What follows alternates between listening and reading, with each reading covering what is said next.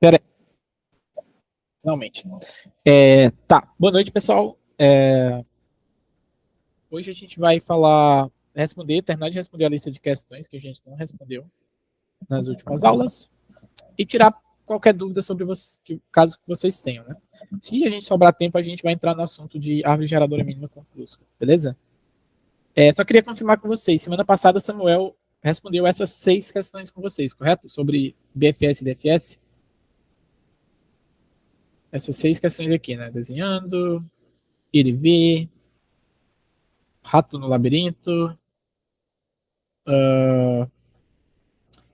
essa que eu esqueci o nome, né? Do Paint, né? A do Fofão, que era, né? Que essa daqui eu cheguei na hora. E esse outro aqui, Manchas de Pedra, né? Ele respondeu todas essas questões ou ficou alguma sem responder? Me respondam aí, tá? Porque se tiver ficado alguma sem responder, a gente responde agora. Senão a gente vai para a próxima lista, que é a lista de Def ou de Dijkstra, tá? Eu acho que no máximo ele esqueceu, passou por cima de uma, mas não lembro não. Em geral, ele respondeu, correto? Tudo bem. Caso alguém tenha alguma dúvida específica dessa lista, vocês mandem aí, tá? Que ele não tenha explicado ainda, né? Vocês mandam aí. Mas eu vou responder essa outra lista, que é a lista de Dijkstra, tudo bem? Eram 3 questões. Das 3 questões, eu vou falar delas agora, tudo, beleza? Então, bora lá. Responder a lista aqui de gráficos de Dijkstra. Primeira questão que a gente tem, essa questão aqui. Não sei se alguém tentou responder ela, tá? Ela se chama cadeia alimentar. Ela é uma questão nível 10 e por esse motivo a gente não vai comentar dela, sendo bem sério. Na verdade, ela foi uma questão que a gente achou que ela era fácil e ela é um pouco mais difícil, tá? Eu cheguei a resolver ela, mas ela envolve muito assunto que a gente ainda não viu, tá? Não é que eu não vou explicar para vocês agora, é porque não vai compensar, dado que tem muito assunto que a gente ainda não passou por eles. Mas caso alguém tenha curiosidade de resolver, o que a questão diz é o seguinte: ele quer saber ou se o grafo ele é um grafo quase conectado ou não sei qual que é esse, né? Que basicamente existe um par de aresta entre ou vértice UV ou vértice VU, entendeu?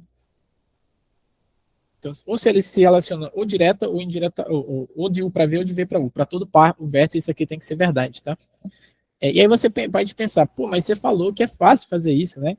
Só você fazer uma DFS no grafo normal e uma DFS no grafo reverso, correto? Isso é quase correto, tá? Isso funciona quando isso daqui é um end, tá? Quando isso daqui é um end, isso funciona. Quando isso daqui é um mole, isso daqui vira um buraco um pouquinho mais embaixo, tá? Para a gente resolver essa questão, o que a gente tem que fazer? A gente tem que pegar as componentes fortemente conexas do grafo, ou seja, pegar todas as componentes fortemente conexas é uma componente que você consegue ir de todo mundo para todo mundo naquele subgrafo, tá? Ou seja, esse 1 e 3 aqui é uma componente fortemente conexa, porque você consegue ir para o 3 do 3 para o 1. Você consegue ir de todo mundo para todo mundo. Você tem que gerar todas as componentes fortemente conexas. O algoritmo para você fazer isso, novamente, a galera usa o Tarjan, ou Cosaraj, não lembro qual dos desses dois. Acho que é o Tarjan. Então você usa um desses algoritmos para gerar todas as componentes fortemente conexas. É um algoritmo meio chatinho, sabe? E aí você gera todas as componentes fortemente conexas, e aí você comprime esse grafo, transformando ele em um DAG. Você remove os ciclos, né? Então você pega essa componente inteira, finge que isso aqui é um vértice só, e gera um novo grafo a partir disso. E agora você tem um DAG. E aí, para saber se esse DAG você consegue ir de U para V ou de V para U, você tem que rodar. Tem algumas coisas que você pode fazer, né? Uma das ideias é você roda um topossort e ver se existe uma aresta de todo vértice I para o I mais 1, onde o I é a ordem do topossort, né? Então, no geral, é um código meio chatinho, tá? Eu posso até passar por cima dele aqui, mas é um código meio longo, tá? Você tem que vir e rodar o algoritmo de achar as componentes fortemente conexas, tá? Uma vez que você acha as componentes fortemente conexas, você comprime ela. Uma vez que você comprimir o grafo, você tem que rodar o topossort e ver se existe essa aresta aí de todo mundo para todo mundo, né? Então, é meio chatinho, sabe, esse problema, tá? Não é à toa que ele é um problema nível 10. Tem algumas ações que a gente não viu. Por esse motivo, não compensa a gente entrar muito em detalhes nele, beleza? Mas fica aí a dica para caso alguém universitário aí queira fazer ele em casa. O próximo problema que a gente vai ver, que a gente vai resolver hoje, né? Primeiro, na verdade, esse ilhas, tá? Esse ilhas, ele é uma aplicação direta de Dijkstra, né? Que é o assunto que a gente aprendeu na última aula de assunto. Então, vou ler ele aqui pra gente, tá? Os moradores da Ilhas Brasileiras Ocidentais são assíduos jogadores do mais recente jogo online, Magos e Guerreiros. Tão competitivas se tornaram as partidas de Magos e Guerreiros na IBO, que a empresa criadora do jogo decidiu instalar em uma das ilhas um servidor dedicado apenas para os jogadores desse cara, né? Entretanto, a empresa sabe que, se os jogadores acharem que o novo servidor é injusto, eles irão parar de jogar Magos e Guerreiros, gerando incontáveis perdas. Para avaliar se o novo servidor é justo, os jogadores vão comparar o desempenho do jogo na ilha que tem a conexão mais rápida e o desempenho na ilha que tem a conexão com o novo servidor, tá? Vou baixar o mais rápido e mais lento. Quando que vai ser o próximo contest? Eu vou passar o calendário de contest depois, tá? Mas a gente deve fazer um em, sei lá, esse final de semana agora não, porque vai ter evento na UFP, tá? Esse final de semana não vai ter. Então a gente deve fazer talvez no próximo final de semana, do dia 15, tá? Vou ver se vai ter um RPC, vai ter um contest aqui. Vou fazer um contest aqui dia 15 pra gente, beleza? Se tiver RPC, a gente aproveita o RPC. Se não tiver RPC, a gente faz o contest nosso. Não tem problema. Beleza? Ok. Certo, continuando, tá? Então ele vai comparar o desempenho da ilha que tem a conexão mais lenta com o desempenho da ilha que tem a conexão mais rápida. Se a diferença de desempenho for muito grande, os residentes da ilha mais distantes se sentirão injustiçados e abandonarão o jogo. A conexão de internet da ilha funcionará através de um sistema de cabos de fibra ótica. Pares de ilhas são conectados por cabos e cada cabo tem um certo tempo, chamado de ping, para comunicar informação entre as duas partes. Quando duas ilhas se comunicam através de uma série de cabos, portanto, através de ilhas intermediárias, o ping entre elas é a soma dos pings de cada cabo no caminho. A rede foi implementada por ótimos programadores e, portanto, um par de ilhas sempre se comunica através do caminho com o menor ping disponível, ou seja, é o Dijkstra da vida, tá? É o menor caminho entre eles, né? Dada a configuração da rede e a ilha em que a empresa deseja instalar um novo servidor, determine a diferença entre os pings da ilha com menor e maior ping até o servidor, tá? Então ele vai te dizer a ilha original, que está o servidor, e ele quer a diferença, ou quer que você printe tanto a diferença, né? A diferença do maior para o menor, ok? Ele vai descrever o grafo, tem N vértices e N arestas. Isso aqui provavelmente deve ser 10 elevado a 5, acho, 105, mas sei lá. O número de ilhas e o número de cabos, respectivamente. As ilhas são numeradas de 1 a N. Cada uma das linhas contém 3 inteiros. Descreve um cabo entre as ilhas. Então, o I veio com ping. Note que cabos transmitem informação em ambas as direções. Ou seja, ele é um grafo não direcionado, tá? As arestas não têm direção. Vai e volta. Finalmente, a última linha contém um inteiro S, o número que o servidor vai ser instalado. Cada par de ilhas é conectado por no máximo um cabo, e nenhum cabo conecta uma ilha a si mesma, ou seja, não tem loops, né? Não tem aresta dela para ela própria. É garantido que qualquer ilha consegue se comunicar com qualquer outra através de um caminho de cabos, ou seja, o grafo é conectado, tá? Seu programa deve produzir o mundo inteiro, a diferença, né, do maior para o menor. Note que a ilha que se encontra não é considerada no cálculo do ping, tá? Porque o ping seria 0, né? Certo. Então, todo mundo entendeu o problema, o que tem que fazer e até mesmo como que resolve, né? A ideia. A gente vai ter basicamente um grafo, tá? Onde as ilhas são os nós do nosso grafo e o ping vai ser a aresta, tá? E é uma aresta ponderada, tá? É um grafo ponderado, porque as arestas têm custo. Então a gente vai ter um vértice inicial, que é o S que ele dá, e a gente vai rodar um Dijkstra para saber a menor distância desse cara inicial para todo o resto, sacou? Se compreenderam? Alguma dúvida até então ou não?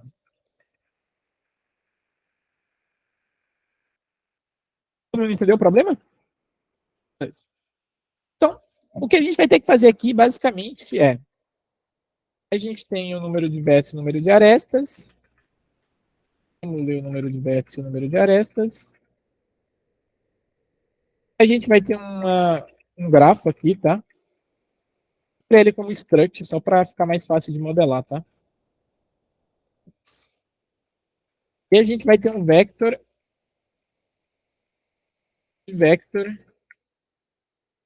pé, tá? Chamada de grafo. É uma lista de adjacência, tá bom? Então, eu vou ter o construtor. Ele tem n qualquer, que é o número de vértices. E eu vou basicamente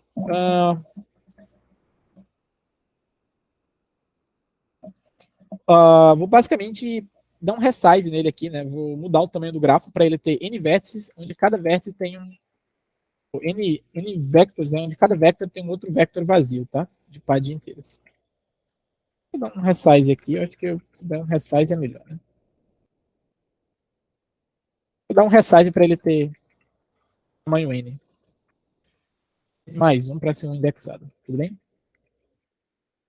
Ok. Eu vou ter um método de adicionar uma aresta. Então, eu vou adicionar uma aresta de U para V, concurso C. E para adicionar essa, basicamente, eu adiciono a lista de adjacência do U, eu adiciono a aresta que chega em V, concurso C. A lista de adjacência de V, eu adiciono a aresta que chega em U, concurso C. Tudo bem? Eu vou ter um vector de int chamado Dijkstra. Dijkstra, como é que se escreve assim? Dijkstra. Vai ter uma origem e ele retorna um vector de int chamado distância. A distância inicialmente de todo mundo, ou da origem para todo mundo é infinito, e no final eu retorno esse cara, né? Retornar uma array de distâncias. Então, quando eu chamar o método Dijkstra para uma origem, ele vai me retornar qual que é a distância dessa origem para todo o resto, tá? Para todo mundo. Exatamente o que o Dijkstra calcula. Então, aqui na minha main, o que eu vou fazer? Eu vou percorrer todas as arestas, tá? Vou ler todas as arestas. Antes disso, eu tenho que criar o meu grafo. Uma vez que eu li a aresta, eu vou adicionar a aresta de U para V com curso C. Tanto faz se é de U para V ou de V para U. Aqui dentro eu já coloco nas duas. Né? Vou pegar a distância de todo mundo. Opa, tem mais uma coisinha, né? É a distância para o S, né? Ele diz onde é que vai estar o servidor, né? Então é a distância do S para todo mundo. Ok? E a minha resposta, vou ter que ter o maior e o menor, né? O maior cara, eu vou dizer que ele começa com menos inf, e o menor ele começa com inf.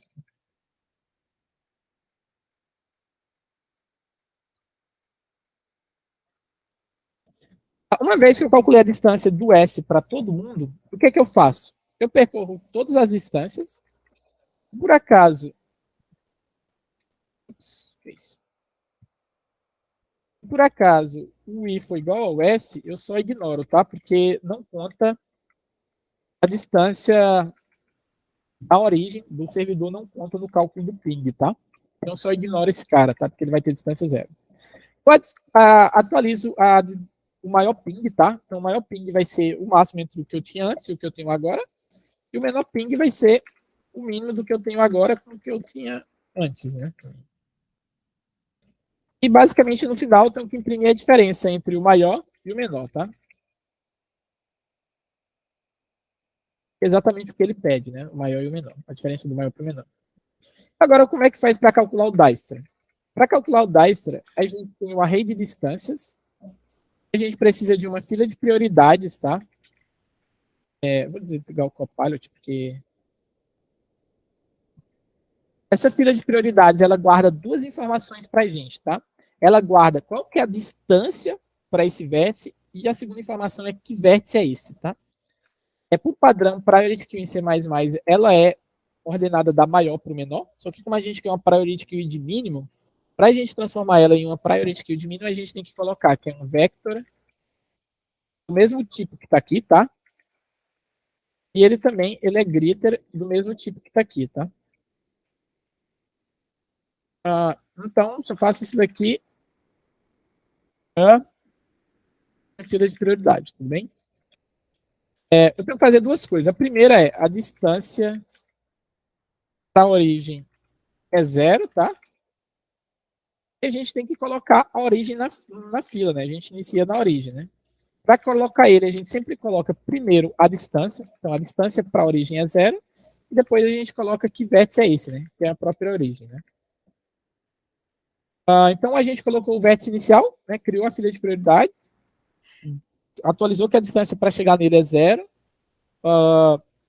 Pegou e colocou o cara inicial na fila. Então, enquanto a gente tiver gente na fila, tá? Enquanto a gente tiver gente na fila para ser processado, eu vou pegar o vértice, a informação atual que eu tenho que processar, tá? Que é o topo. Removo ele da fila. Então, estou pegando o próximo cara que eu tenho que atualizar, né? Que eu tenho que processar. Esse cara aqui, eu vou chamar ele de if to recebe. O vértice é a segunda informação da pilha, né? Então, é per.second, né? E o custo atual é o primeiro, né? Mas a gente normalmente não precisa do custo, né? A gente só precisa do vértice mesmo. Aqui você escolhe, tá? Se você faz uma rede visitados ou não. Eu vou fazer uma rede visitados, tá? Só pra gente não visitar o mesmo cara mais de uma vez. Então, se por acaso esse vértice já foi visitado, eu só ignoro porque eu já processei ele, tá? Se não, eu marco ele como visitado, percorro toda a lista de adjacência dele. Tá? Eu vou chamar isso daqui de.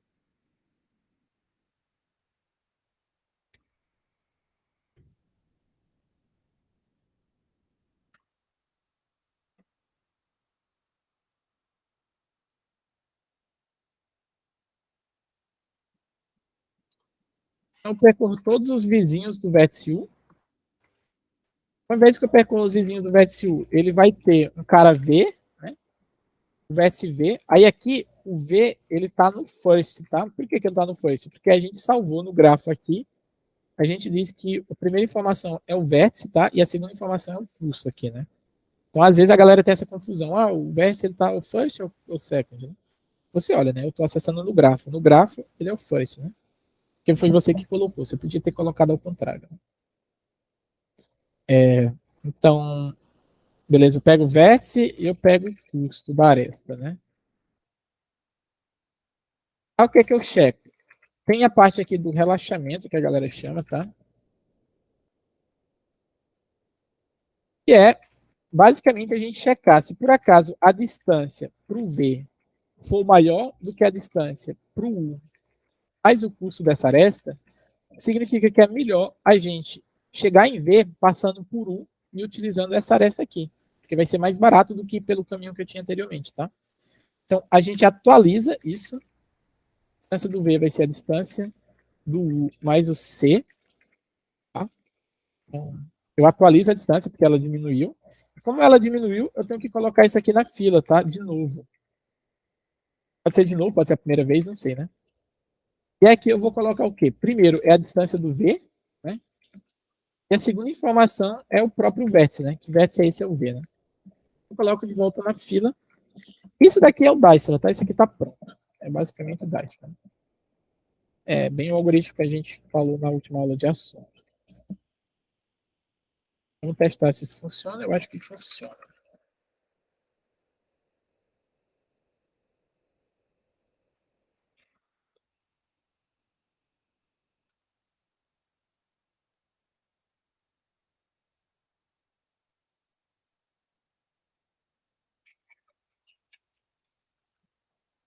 Qual é, cara?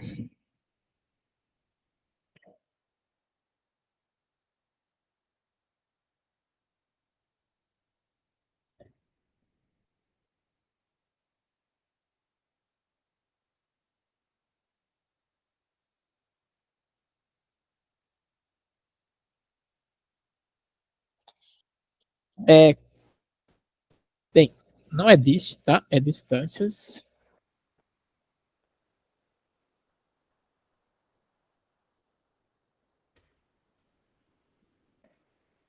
E de distâncias.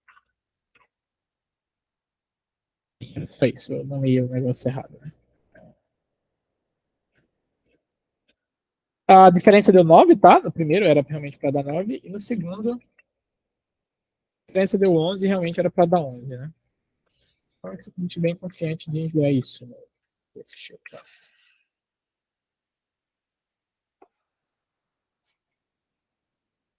Isso é Among Us? Sei lá. Era, não.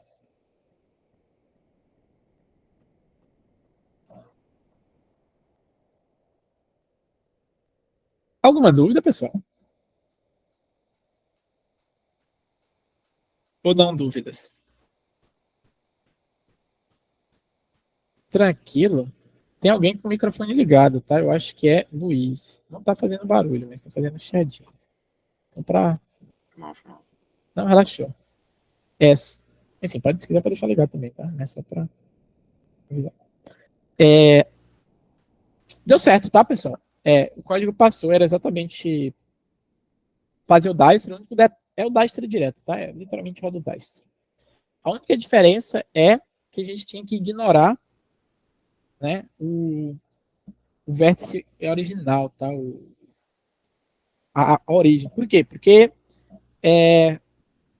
esse cara aqui sempre vai ter distância zero, né? Porque a distância dele para ele mesmo é zero, porque a gente seta aqui como zero, né? Então, tipo, senão seria só o maior, né? Porque o menor era zero, né? O maior menos o zero é maior, né? Então só tem esse detalhe aqui a mais. Fez sentido para todo mundo? Alguém tem alguma dúvida? Podemos passar para a próxima? Como que vocês acham aí?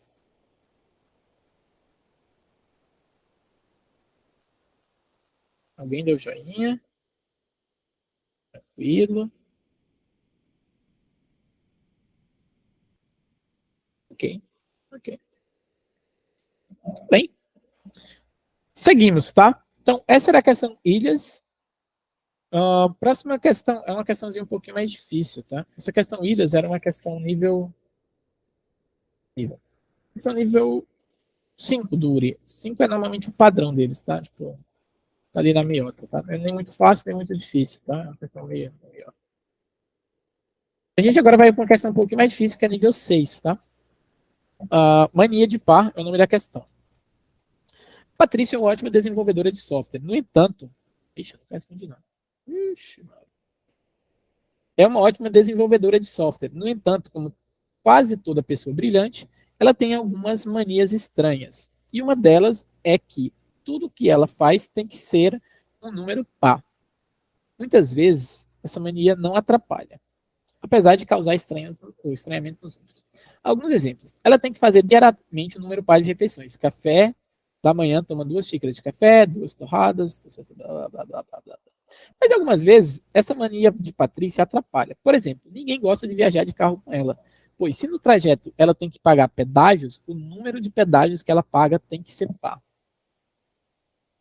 Patrícia mora em um país em que todas as estradas são bidirecionais e tem exatamente um pedágio. Ou seja, as arestas não têm direção, vai e volta, e tem um pedágio aí que provavelmente é o custo da aresta, tá?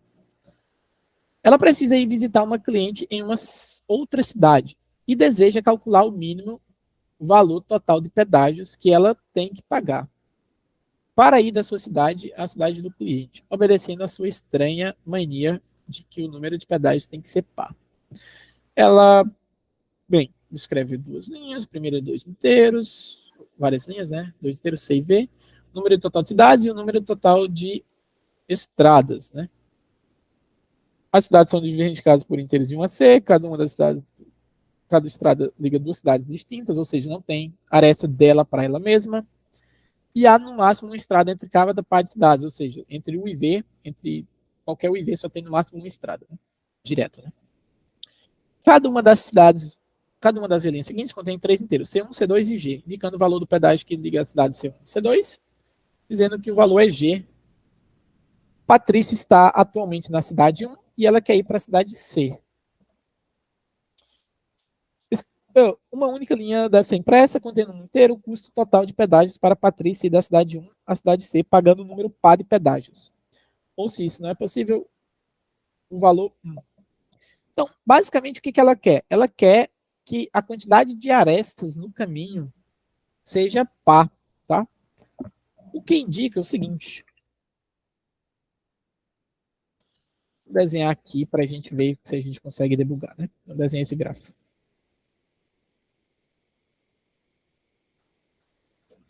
Tá. A gente vai ter uma aresta do 1 para o 2, o custo 2, uma aresta do 2 para o 3, 2 para o 3, o custo 1, uma aresta do 2 para o 4, o custo 10, e uma aresta do 3 para o 4, o custo 6. E ela quer ir do 1 para o 4, né? Então, se ela vir daqui para cá e daqui para cá, ela tem um custo 12, né? E ela usa uma quantidade de par de arestas, uma, duas. Se ela vir daqui para cá e daqui para cá, ela vai ter um custo 9, correto? 2 mais 1 mais 6 dá 9, né? Só que 9 é menor que 12, né? Só que esse caminho usa uma quantidade ímpar de arestas, tá? Então, se a gente simplesmente rodar o Dijkstra, isso não resolve o problema, tá? Porque pode ser que o Dijkstra tenha uma quantidade. O Dijkstra ele não diz a quantidade de arestas, não tem nenhuma restrição direta na quantidade de arestas, se é par ou se é ímpar, tá? E aí você pensa, pô, não sei nem como é que você pensa nisso daqui, né? Como é que você muda, né? Mas enfim, já perceberam que o melhor caminho é esse, né? Vamos ver agora outro exemplo aqui.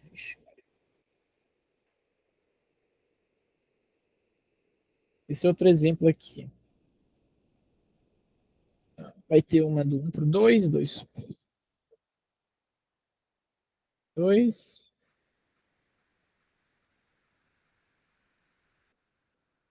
2 para o 3,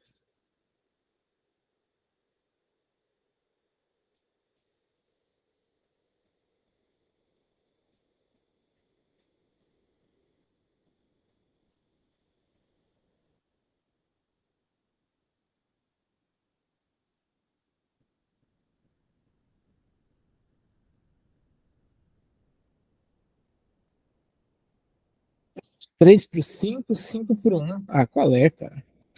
Piadinha aqui tem uma aresta lá de 5 para 1.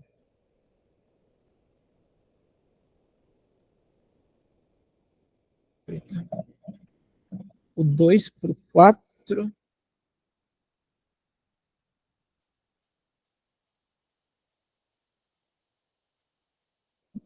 E do 4 para o 5. Qual custo? Então ela quer sair do 1 para o 5 usando uma quantidade par de arestas, ok? Então, se ela vem por esse caminho direto, ela usa uma aresta só, né? Que vai ser uma quantidade ímpar. Se ela vem por aqui, ela usa 3, que vai ser ímpar. Se ela vem por aqui, ela usa 3 também, que é ímpar. E se você pensa, pô, se ela vir aqui e der uma volta, ela usa 3 aqui, né? 3. Se ela fizer isso daqui, ela chegou no 4 e aí lupa de novo, né? Não tem como ela dar nenhuma volta e chegar lá com custo ímpar, né? Ela veio 1, 2, 3, 4, 5, 6, 7. Sempre vai ser ímpar, tá? 1, 2, 3, 4, 5. O caminho que ela fizer vai ter ímpar, tá? Então não tem como chegar por 5 com a quantidade de par de arestas nesse exemplo, por isso que a resposta é menos 1. Ok? Alguém tem alguma dúvida sobre o problema? Tranquilo. Esse tranquilo aqui eu acho que foi de antes, né? Foi. Ok. Alguém tem alguma sugestão de como que resolve? Se alguém quiser falar, à vontade, tá? Alguma ideia? Se esse problema caísse no contexto, vocês pulariam ou vocês tentariam resolver? E dadinho, Ah, se eu achar o tipo caminho mínimo e fizer um par, tipo, a distância é um vetor de par de int, que tem o valor e tem o número de arestas para chegar nele. Ele não vai salvar todos os casos, né? Tipo, por isso que não resolve. Tu entendeu? Porque no final você vai ter, tipo, aqui, beleza, ele chegou aqui, quando o Dijkstra vai ter, beleza, o Dijkstra aqui é 8, né? 8? Não, 3, 6, né? Ele vem por esse caminho aqui, né? Seria 6 e 3, tipo. 6 e 3, beleza. Você sabe que ele é 6, mas ele chegou com custo 3, né? Nesse exemplo aqui, ele chegaria aqui, a resposta seria, né? A ideia, ele seria 2, 9, 3, né? Mas a gente sabe que existe um outro caminho, que é 12 com 2, né? Ou, quer dizer, é com 2, né? Então, tipo, o menor caminho do Dijkstra retornaria isso daqui, mas a gente sabe que esse aqui não seria um caminho válido, né? A gente está interessado nesse daqui, que é o válido. Mas é quase isso, viu? Andou muito perto. Mais um pouquinho você pensando, você chega na resposta. Mais alguma ideia? Ou não? Mas mandou bem, tá? É quase isso. Quase isso. Quase isso. Você vai ver que é bem parecido. Bem, eu vou falar a solução aqui para a gente não perder muito tempo. A ideia é fazer praticamente o que ele falou, tá? A gente vai guardar para cada vértice, né? Para cada vértice a gente tinha a distância, né? A gente tem a distância para aquele vértice, correto? Então, se a gente acessasse uma variável U aqui qualquer, a gente teria qual que é o custo de U, né? Que seria um X aqui, né? Qual que seria o menor custo para chegar em U, beleza? Agora, o que a gente vai fazer é o seguinte. A gente vai ter dois desses arrays aqui, tá? A gente vai ter um que vai te dizer qual que é o menor custo usando uma quantidade pá de arestas, ou seja, uma quantidade que o resto da divisão dela por 2 dá 0. E a gente vai ter um outro array dizendo qual que é a menor distância usando uma quantidade ímpar de arestas. Tudo bem? Então, quando você acessa... Opa, isso aqui é um... Então, quando você acessa esse array aqui, por exemplo, nessa posição, o que é que isso quer dizer? Isso quer dizer que a menor distância para chegar no vértice U com uma quantidade ímpar de arestas, ela é x. E a menor distância para chegar no vértice U com uma quantidade pá de arestas, ela é x aqui também, né? Outro valor, tá? Provavelmente diferente, talvez maior, talvez menor, não sei. Então, se a gente tiver esses dois arrays, tá? Imagina que a gente tem esses dois arrays. No final, a gente tem isso daqui calculado, não importa como. O que a gente vai olhar é basicamente o dist zero do cara lá final, né? A gente vai olhar a distância usando a quantidade de pá de arestas desse cara. Vocês concordam comigo? Agora, beleza. Por que ter esses dois arrays me ajuda? Porque, olha, o que acontece quando você está nesse vértice aqui do Dijkstra, tá? E a gente vai olhar os vizinhos dele para analisar. Se você está nesse vértice aqui do Dijkstra, você está basicamente mudando o caminho, tá? Então, se por acaso você chegou nesse vértice aqui, para você chegar nesse vértice, você tem que ter feito um caminho até a origem. Vocês concordam comigo? E esse caminho aqui, ele vai ser uma quantidade ímpar ou pá de arestas, né? Ou 0 ou 1, né? A paridade dele, né? Se você tiver nesse vértice aqui, se você chegou nesse vértice com uma quantidade pá de arestas, significa que o próximo cara que você vai visitar, ele obrigatoriamente vai ter uma quantidade ímpar de arestas, porque pá mais um aresta dá ímpar, né? Então, se ele está numa quantidade pá de arestas, o próximo cara que você visita vai ter uma quantidade ímpar. Se você está numa quantidade ímpar de arestas, o próximo cara que você visita ele vai estar numa quantidade pá de arestas. Então, significa que se você está aqui numa quantidade pá de arestas com custo 1, né? Aqui, e você vai para um cara V qualquer, vamos dizer que isso aqui é V, né? Porque está mais parecido com V do que com U, você não vai atualizar esse array, tá? Você não vai atualizar esse array. Você vai sair desse array e atualizar esse outro array aqui. Porque você estava numa quantidade pá e vai para uma quantidade ímpar de arestas. O mesmo vale o contrário. Você está aqui numa quantidade ímpar e você atualiza um cara que está com quantidade pá, tá? Então, você vai ter esses dois arrays e eles vão ficar se atualizando, tudo bem? Então, em um Dijkstra só, a gente vai calcular qual que é a menor distância para cada cara usando uma quantidade par de arestas e qualquer distância para cada cara utilizando uma quantidade ímpar de arestas. Fez sentido para vocês? Como que a gente faz isso, tá? A nível de código vai mudar muito pouco, tá? Vai mudar muito pouco. Eu vou usar o mesmo código da aula da questão passada, tá? Ele lê com NM, ele cria um grafo, lê o grafo, adiciona aresta, não lê isso, né? Não tem que ler isso. A origem sempre 1. Eu só vou atualizar o meu Dijkstra, tá? O que que o meu Dijkstra, o que que antigamente eu tinha, tá? Eu tinha um array só de distâncias, tá?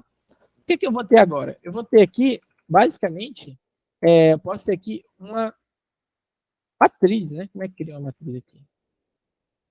Assim? Isso assim. Isso não retorna. Tá. Eu vou criar um vector de VI, né? Vector de vector, tá? Então, eu vou ter um vector de VI, onde o primeiro cara vai ter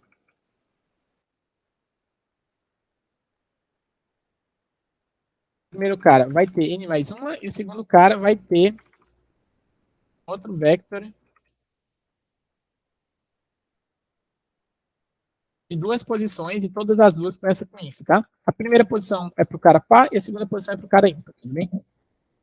Então, é uma matriz de n por 2, beleza? Para ficar mais fácil, né? Então, como é que eu vou acessar? Eu vou acessar isso aqui assim, ó, distâncias 0 ou distâncias 1, tá? Isso aqui vai dizer qual que é a distância para chegar no 0 ou para chegar no U usando a quantidade de par de arestas, esse para chegar no U usando a quantidade ímpar. Beleza? O vetor de visitados é a mesma coisa, né? Então a gente vai ter um vector, isso daqui, e aqui a gente inicializa ele como sendo um vector de bool tamanho 2, onde é tudo false. Ok? Na minha priority queue, agora eu não vou ter mais simplesmente dois valores, tá? O que eu tinha aqui era o seguinte, eu tinha dizendo qual que era o custo, eu tinha duas informações, eu tinha qual que era o custo para eu chegar nesse vértice, tá? Agora eu vou ter o seguinte, eu vou ter qual que é o custo para eu chegar nesse vértice com essa paridade aqui, tá? Então vou ter três informações, tudo bem? Qual que é o custo para eu chegar nesse vértice com essa paridade? Então, não é mais um pair de int para int, é um pair, onde o primeiro valor é um inteiro, tá? Que é o custo. O segundo valor é outro pair de dois inteiros, tá? Que tem o vértice e a paridade. Esse mesmo cara tem que ser o mesmo cara daqui, tem que ser o mesmo cara dali. A distância da origem, eu só inicializo a distância da origem 0.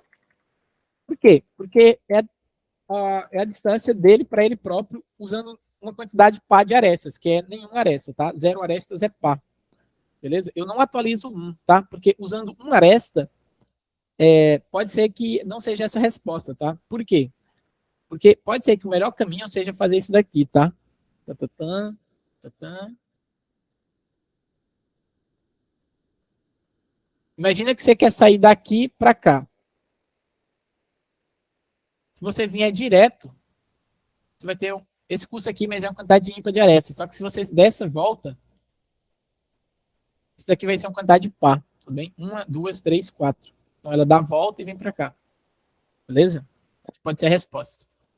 Então a gente não inicializa o cara ímpar, tá? Porque a distância de ímpar para ele a gente não sabe, né? Porque, enfim, a gente só sabe que é ficar parado, parado é 0, né? Parado é paridade 0, né? Então a gente inicializa como sendo o custo é 0, saindo da origem, com uma paridade 0, tá? Uma paridade 0 aqui.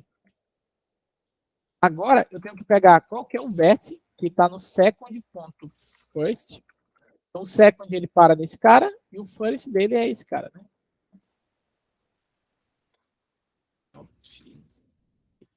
Copy.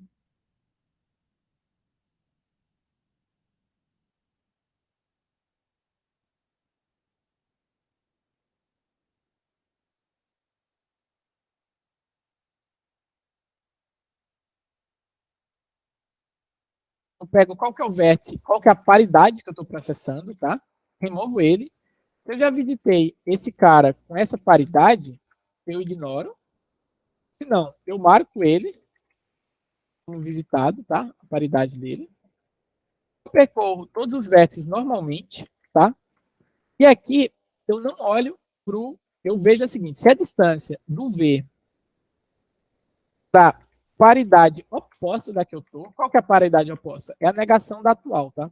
Se a atual é 0, a próxima é 1, né? Se a atual é 1, a próxima é 0, tá? Então a próxima paridade é a negação.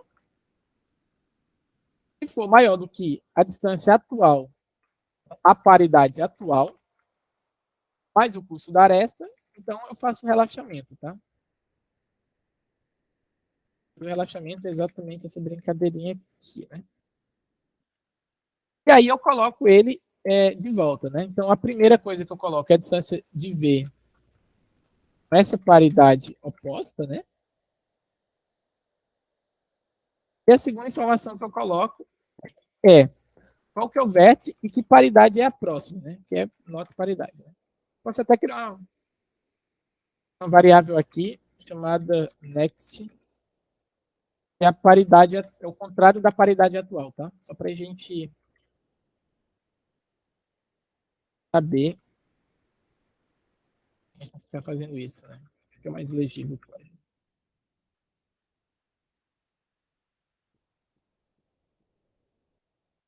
Isso daqui é o suficiente, tá? Então, eu retorno esse vector aí, e o que eu tenho que imprimir é o seguinte, né? Se por acaso a distância de n 0 for igual a infinito, então você imprime menos 1, porque não tem como chegar com quantidade par, senão você imprime isso daí, né?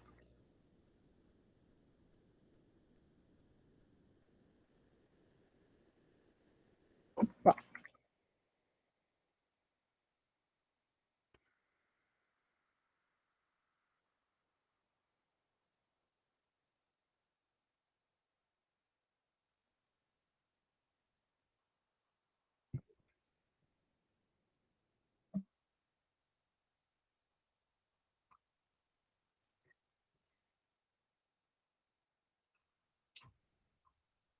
A primeira resposta deu 12, era 12. A segunda resposta deu menos 1 e era menos 1, né?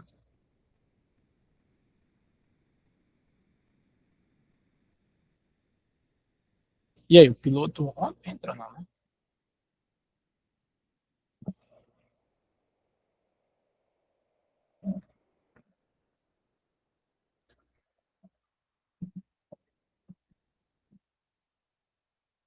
E passou uma complexidade, num tempo razoavelmente rápido, né? 44 milissegundos. Tem como mandar esse código? Claro que tem.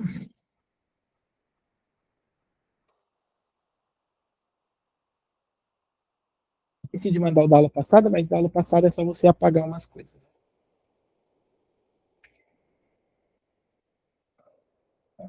Esse é o código, tá? E é basicamente dessa forma que a gente faz meio que programação dinâmica, digamos assim, né? Com Dijkstra, você consegue colocar um parâmetro a mais da sua função ali que você quer resolver.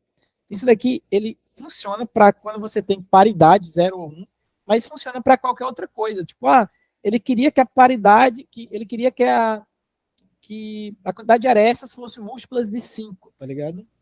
Você poderia colocar, entendeu? Você poderia colocar aqui. E aqui o próximo era sempre o atual mais um módulo de 5, tá? Você criaria um array ao invés de tamanho 2, você criaria um outro array de tamanho 5, de tamanho 10, de tamanho n, entendeu? Você conseguiria criar mais um negócio aqui, né? Mais um parâmetro aqui no Dijkstra, né? Então, tem essas modificações que você consegue fazer no Dijkstra, tá? Para resolver alguns assuntos especiais, algumas questões especiais, tá? E esse de paridade é o exemplo mais clássico. Tadinho? Se possível, manda o link desses códigos aí para a gente dar uma estudada depois, entender exatamente o que está aqui, né? Aí, deixa eu catar aqui o código passado.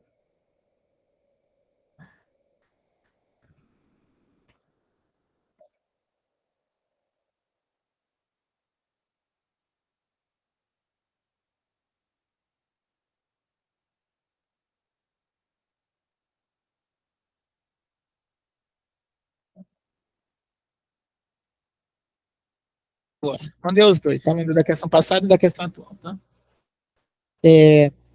Alguma dúvida sobre alguma dessas questões, sobre Dastra no geral, sobre qualquer outra coisa? Ou estão tranquilos?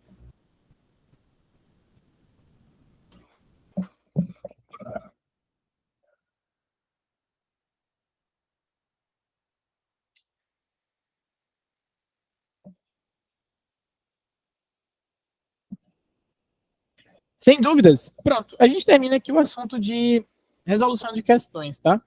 Como a gente tem na nossa agenda 1 hora ainda de aula, eu vou começar o outro assunto, tá? Eu vou começar o assunto que era para a gente ter finalizado ele alguns dias atrás e a gente não conseguiu finalizar ainda. Pode ser? E o assunto é basicamente árvore geradora mínima, tá? Deixa eu pegar aqui uma questão de árvore geradora mínima para a gente resolver ela. Ter ela como parâmetro, etc.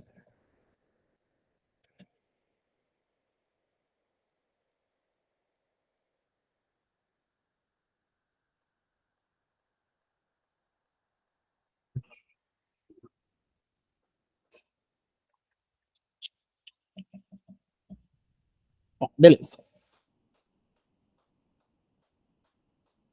Ok, a gente vai resolver esse problema aqui, tá bom?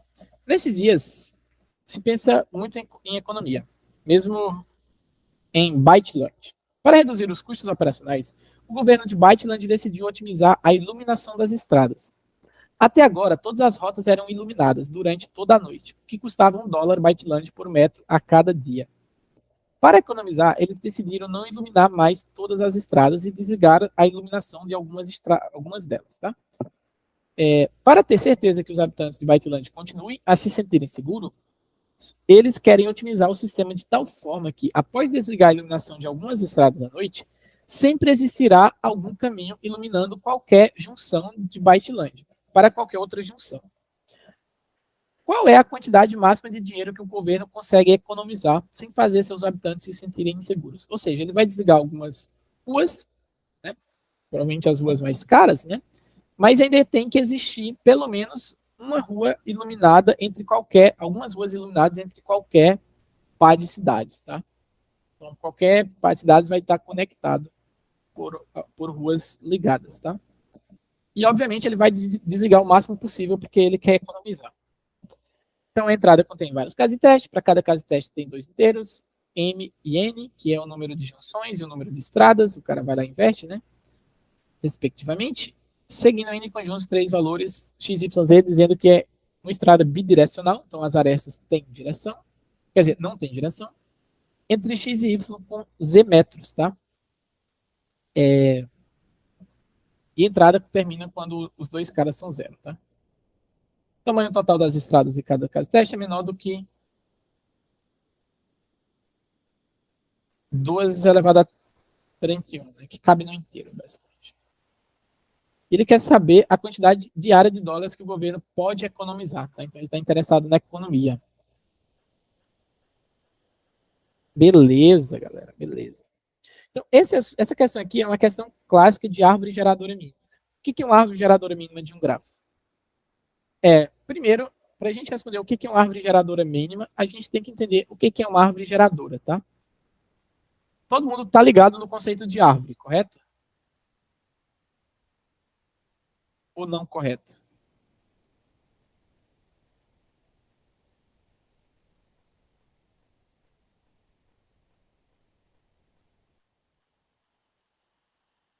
Bem, uma árvore geradora de um grafo, tá? Uma árvore geradora de um grafo é basicamente um conjunto de vértices e arestas do grafo original, tá? Então, é um subconjunto de vértices e arestas, tal que todos os vértices nessa árvore geradora, eles fazem parte de todos os vértice original do grafo, ou seja, a gente está interessado em todos os vértices do grafo original, tá? Então ele vai selecionar todos os vértices. E as arestas que ele selecionar tem que formar uma árvore, tá? Tem que formar uma árvore. Ou seja, se ele escolher essa aresta aqui, essa aresta, essa e essa, isso daqui forma uma árvore, tá? Forma uma árvore. Quer dizer, então, que se ele pegar esse subconjunto aqui, com esse subconjunto amarelo, isso aqui é uma árvore geradora ou não? Isso aqui não é uma árvore geradora, porque isso não é uma árvore, tá? Porque existe um ciclo aqui, tá? Como existe esse ciclo, não é uma árvore. O que pode acontecer é a gente remover isso daqui, né? Se a gente remove uma dessas arestas do ciclo, ele deixa de ser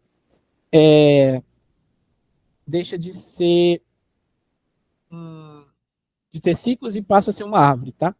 Então, um grafo, uma árvore geradora de um grafo é basicamente qualquer subconjunto de vértices e arestas do grafo, de tal forma que os vértices, todos os vértices do grafo original tá nesse subconjunto e as arestas formam uma árvore, tá? E um grafo, ele existe várias árvores geradoras, tá?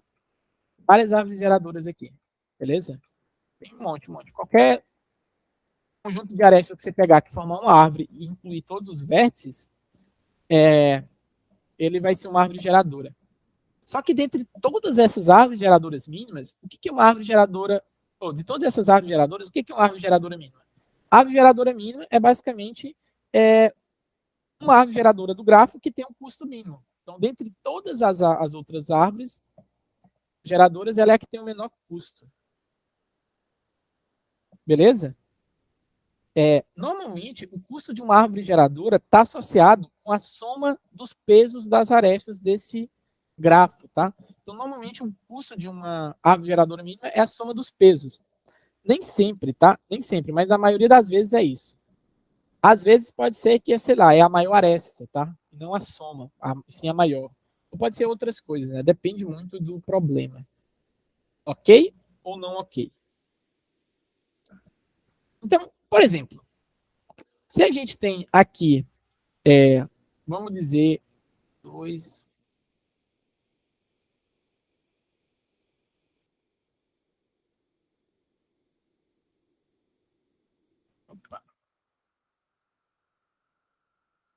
Imagina que a gente tem esse gráfico. Qual que vocês acham que seria a árvore geradora mínima desse gráfico? É meio difícil dizer de cabeça, né? Porque tem muito vértice e muita aresta, né?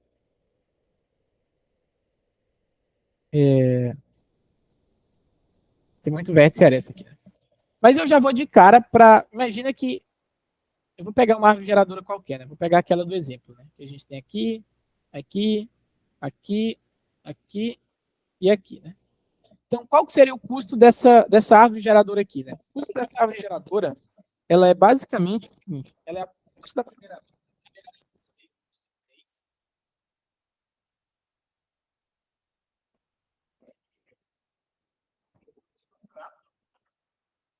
Essa aresta vai ter o custo 3, que é esse daqui.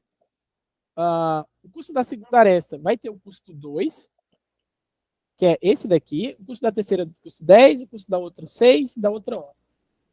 6 é dessa, né?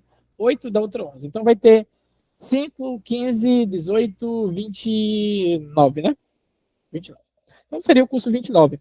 Só que se a gente pegar, por exemplo, ao invés de a gente colocar essa aresta aqui, né? Essa aresta, a gente tivesse colocado, por exemplo, essa aresta, ela cairia o custo de 29 para 20, né? Seria 5, 6 e 11 dá 17, 17, 8 dá 25. 25? Que isso? 19, 20, 25, né? Tá, ficaria 25, tá? O custo ficaria 25. Se a gente quisesse colocar essa outra aresta, tá? Então, provavelmente seria uma árvore geradora menor do que a outra, tá? Então, dentre todas as árvores geradoras, a gente está interessado em achar qual que é a mínima, tá? Qual que é a mínima. Como é que a gente faz isso? Alguém tem alguma ideia? Ou não? De forma eficiente, né?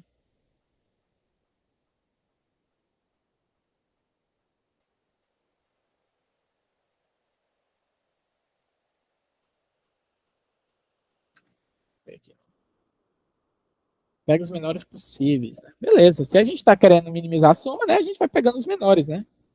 Uma bela de uma ideia, diga-se de passagem, né? A gente vai fazer exatamente isso, tá?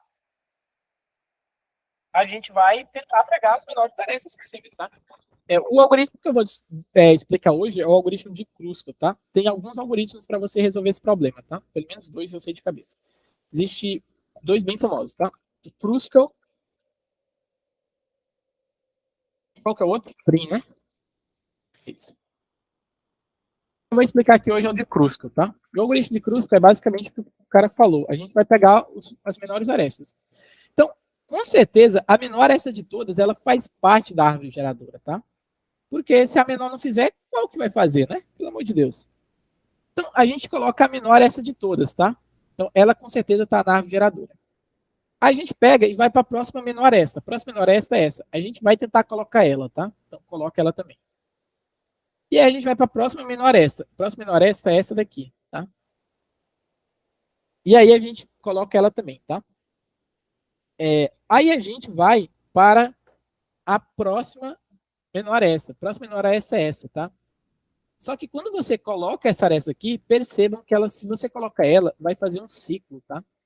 Vai formar um ciclo aqui. E aí, se formar um ciclo, não é mais uma árvore, tá? Então, esse cara aqui não é interessante pra gente, você colocar ele. Porque se você colocar ele, ele vai formar um ciclo entre esse e esse. E entre todo mundo do ciclo, se formar um ciclo, você tem que remover um. Quem você remove ele? O maior. Só que esse cara aqui que você está tentando colocar ele é o maior, né? Porque ele foi o último a ser colocado e a gente está colocando sempre do menor para o maior. Então, sempre que você for adicionar uma aresta que formar um ciclo, você ignora ela. Então, essa daqui, ela era até candidata a ser, mas não vai mais, tá? Então, essa daqui a gente pode marcar aqui com cinza, só para dizer que a gente já processou. A próxima menor aresta é o 5, tá? O 5 a gente pode colocar ele, tá? Porque ele não forma ciclo. A próxima menor aresta é essa daqui, que é o 6, tá? E o 6 a gente pode colocar porque também não forma ciclo. A próxima menor é o 7, só que se a gente colocar o 7, vai formar um ciclo, tá? Ele vai formar esse ciclo aqui, ó. E a gente não está interessado em ciclos, né? Então, se a gente colocar esse daí, vai ter um ciclo e a gente não está interessado nesse ciclo aí, não. Beleza? Estou só botando aqui para usar a mesma cor, tá? Então, a gente não vai colocar esse 7, porque se a gente colocar o 7, vai formar um ciclo. Então, vou marcar ela aqui como processada, só para a gente saber.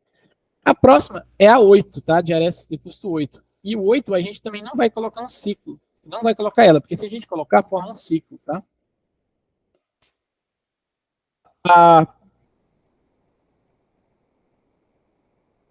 E aí ele forma um ciclo, tudo bem?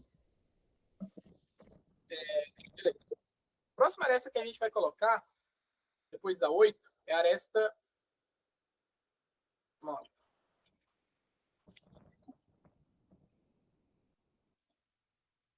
A próxima aresta que a gente vai colocar é a 9, né? Só que a 9 ela também vai formar um ciclo aqui, tá? Então a gente também não coloca a 9. A próxima aresta é a 10, mas ela também forma ciclo. A próxima aresta é a 11, ela também forma ciclo e já tinha acabado, tá? Esse é o nosso algoritmo. Essa é a nossa árvore geradora mínima. Composta por essa aresta, essa e essa. Então tem custo 1, mais 2, 3, mais 3, 6, mais 5, 11, mais 6, 17. Então a árvore geradora mínima para esse grafo tem custo 17, tá? Em um grafo, ele também, além de ele ter múltiplas árvores geradoras, ele também pode ter múltiplas árvores geradoras mínimas, tá? Só que, por quê?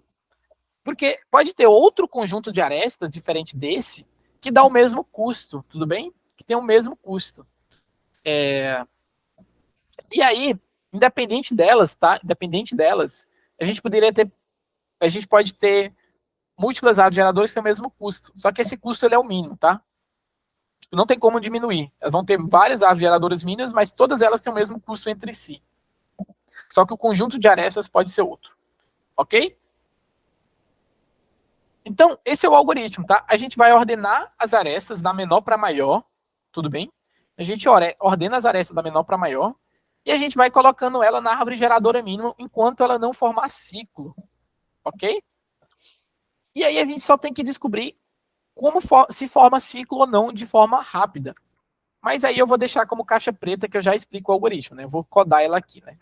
Eu vou escrever começar a escrever a solução, tá? Que eu expliquei. Então ela tem o número de vértices e o número de arestas.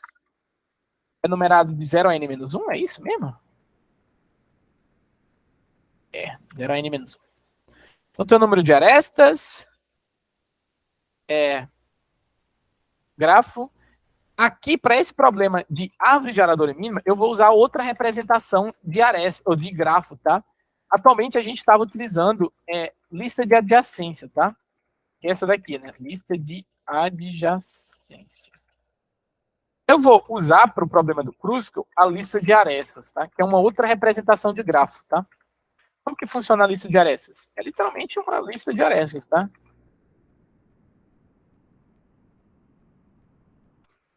Aresta, eu vou criar uma struct aqui para aresta, tá? Aresta nada mais é do que 3 informações, dizendo que tem um vértice U, um vértice V e um custo, tá? É o construtor dele, tanto o construtor vazio, né? Quanto o construtor to int V, int C.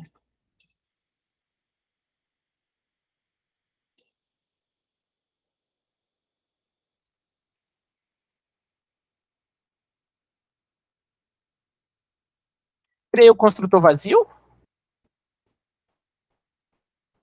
Um outro jeito de fazer isso, tá? Se vocês não entendem muito essa notação aqui, é fazer assim, tá?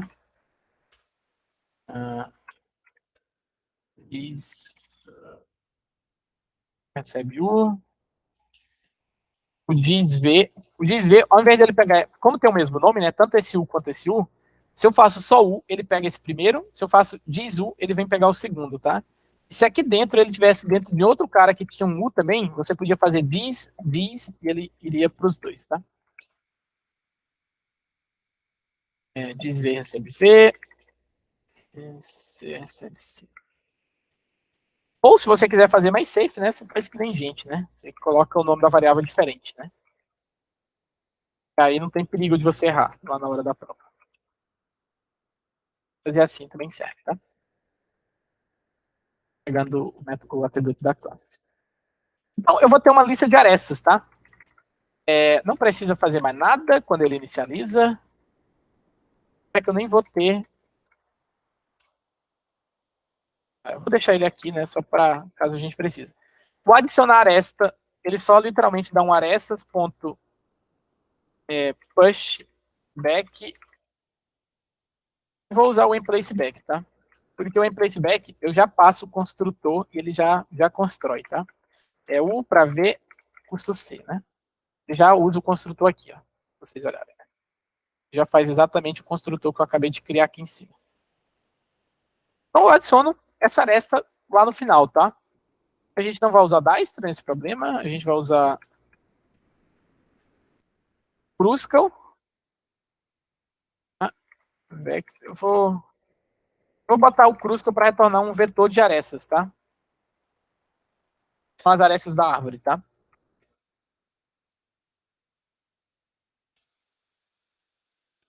Ele não recebe nenhum parâmetro, tá? E ele vai retornar. O que ele vai fazer? Eu vou mandar ele ordenar todas as arestas, tá? Eu vou percorrer todas as arestas.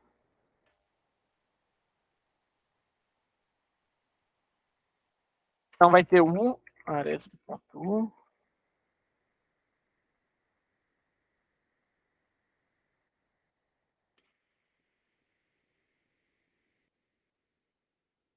Então eu tenho aqui todas as arestas, tá? Eu vou ter uma função mágica aqui. Se não tem ciclo, tá?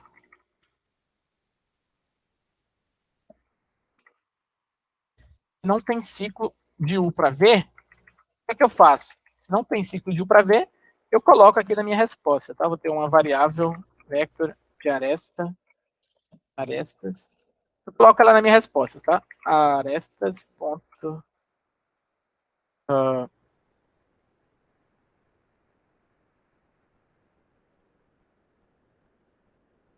Aqui.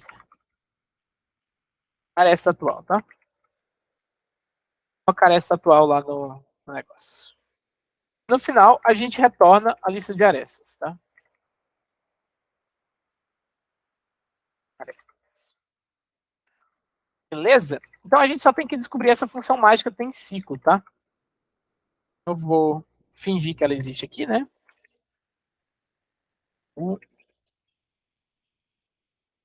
Ciclo de um vértice U para um vértice V, tá? Beleza? Todo mundo conseguiu entender isso daqui? A ideia do algoritmo, tá? Não tá 100% ainda, tá?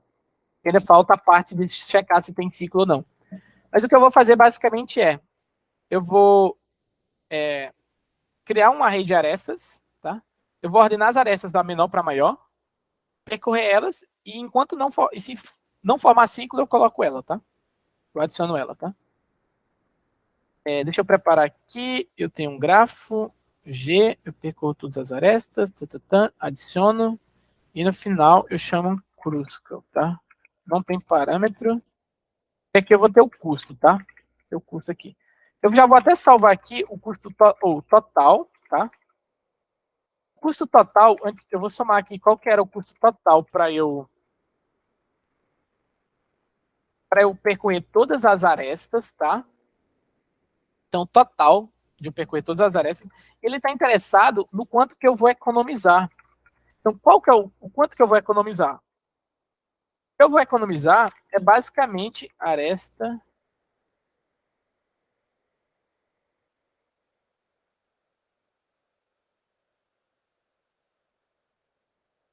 a galera chama normalmente MST, tá? Normalmente o nome em inglês para árvore geradora mínima é MST, significa minimum. Como é que escreve mínimo?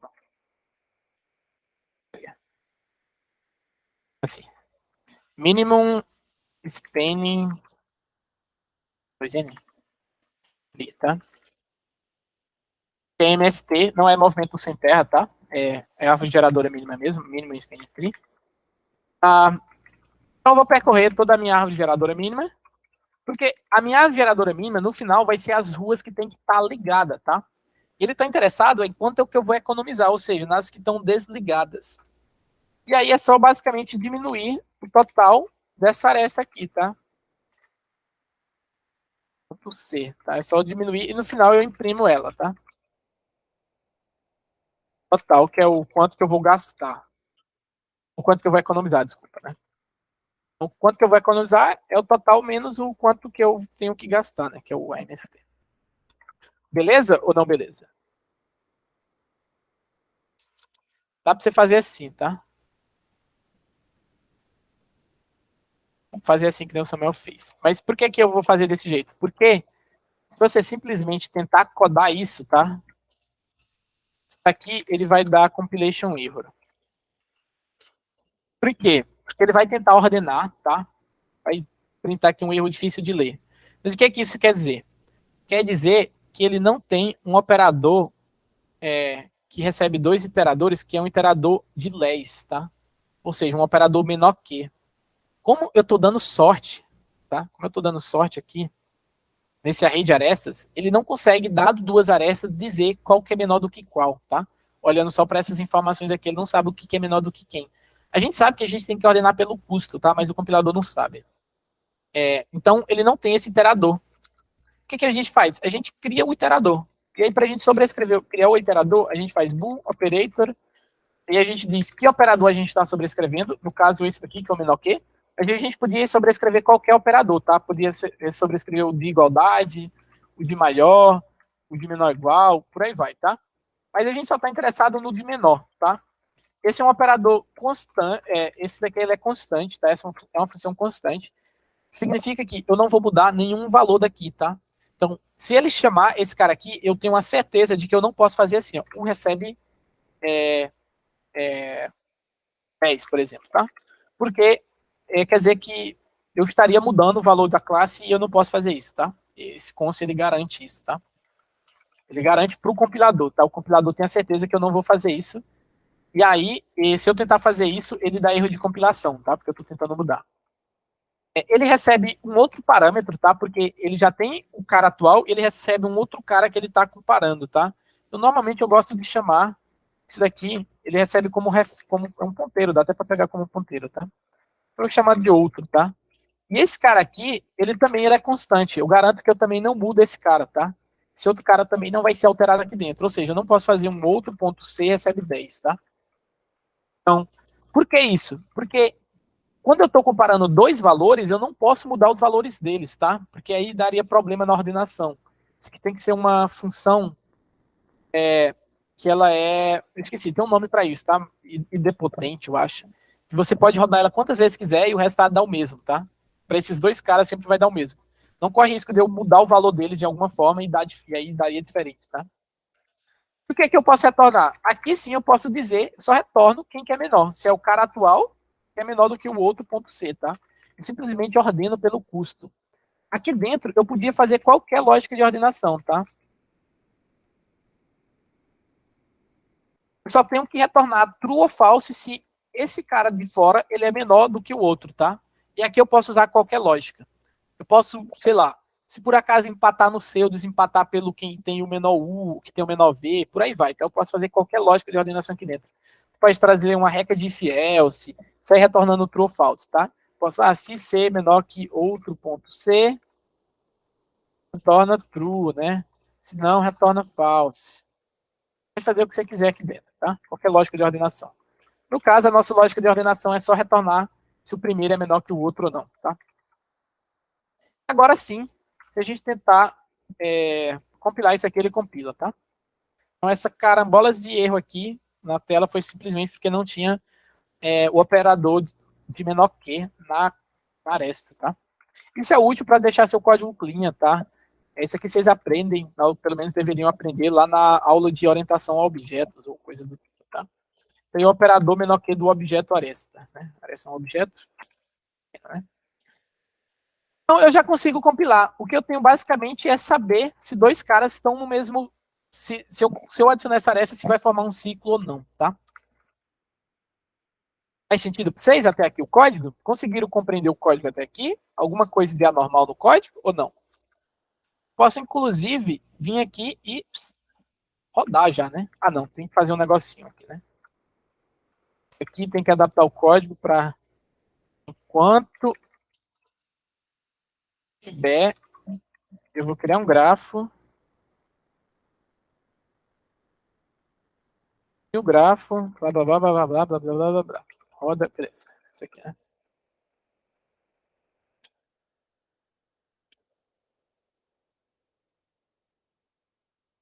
Tem um loop aqui em algum lugar, né? Ah, tá.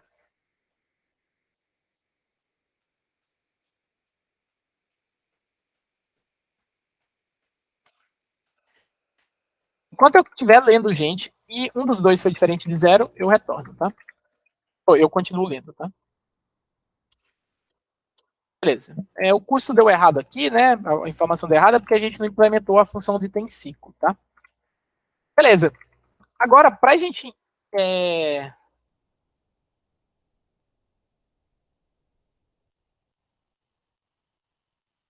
Depois você manda lá no grupo qualquer coisa, o que tá rolando, tá?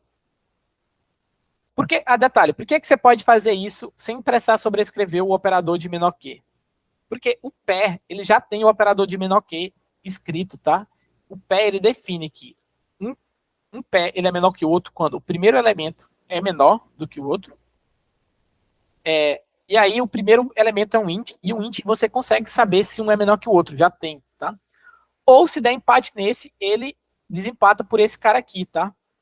E esse outro cara aqui também provavelmente já vai saber qual cara é menor do que qual cara, tá? Então, é basicamente por isso, tá? O pé ele já tem isso sobrescrito. Só que fica mais ruim de você entender o que o first significa, o que o second significa, o que o second point first, por aí vai, né? Agora, para a gente ir para a próxima parte do código, que é, dado dois vértices, saber se eles formam ciclo ou não, se eu adicionar essa aresta, eu preciso explicar uma outra estrutura de dados, tá? Nas implementações do Crusco, na maioria das implementações, a gente faz uma implementação utilizando uma estrutura de dados chamada Union Find, tá? Essa estrutura de dados, ela não tem relação direta com o algoritmo de Kruskal, tá? Tipo, ela não é algo do algoritmo de Kruskal, né? Ela não é dependente, você não usa ela só aqui no Kruskal, você pode usar em qualquer situação. Só que normalmente todo mundo conhece ela por causa do algoritmo de Kruskal. Por quê? Porque o algoritmo de Kruskal implementa ela e normalmente você só vê ela no algoritmo de Kruskal, normalmente, tá? Em algum momento você vai ver ela em outros lugares, tá? Mas isso aqui é uma estrutura de dados que você pode usar ela em qualquer momento. O que é que essa estrutura faz? Essa estrutura de dados chamada Union Find, ela basicamente realiza dois tipos de operações, tá? Ela consegue lidar com conjuntos matemáticos de forma muito eficiente, tá? Vocês lembram lá da matemática, onde você tem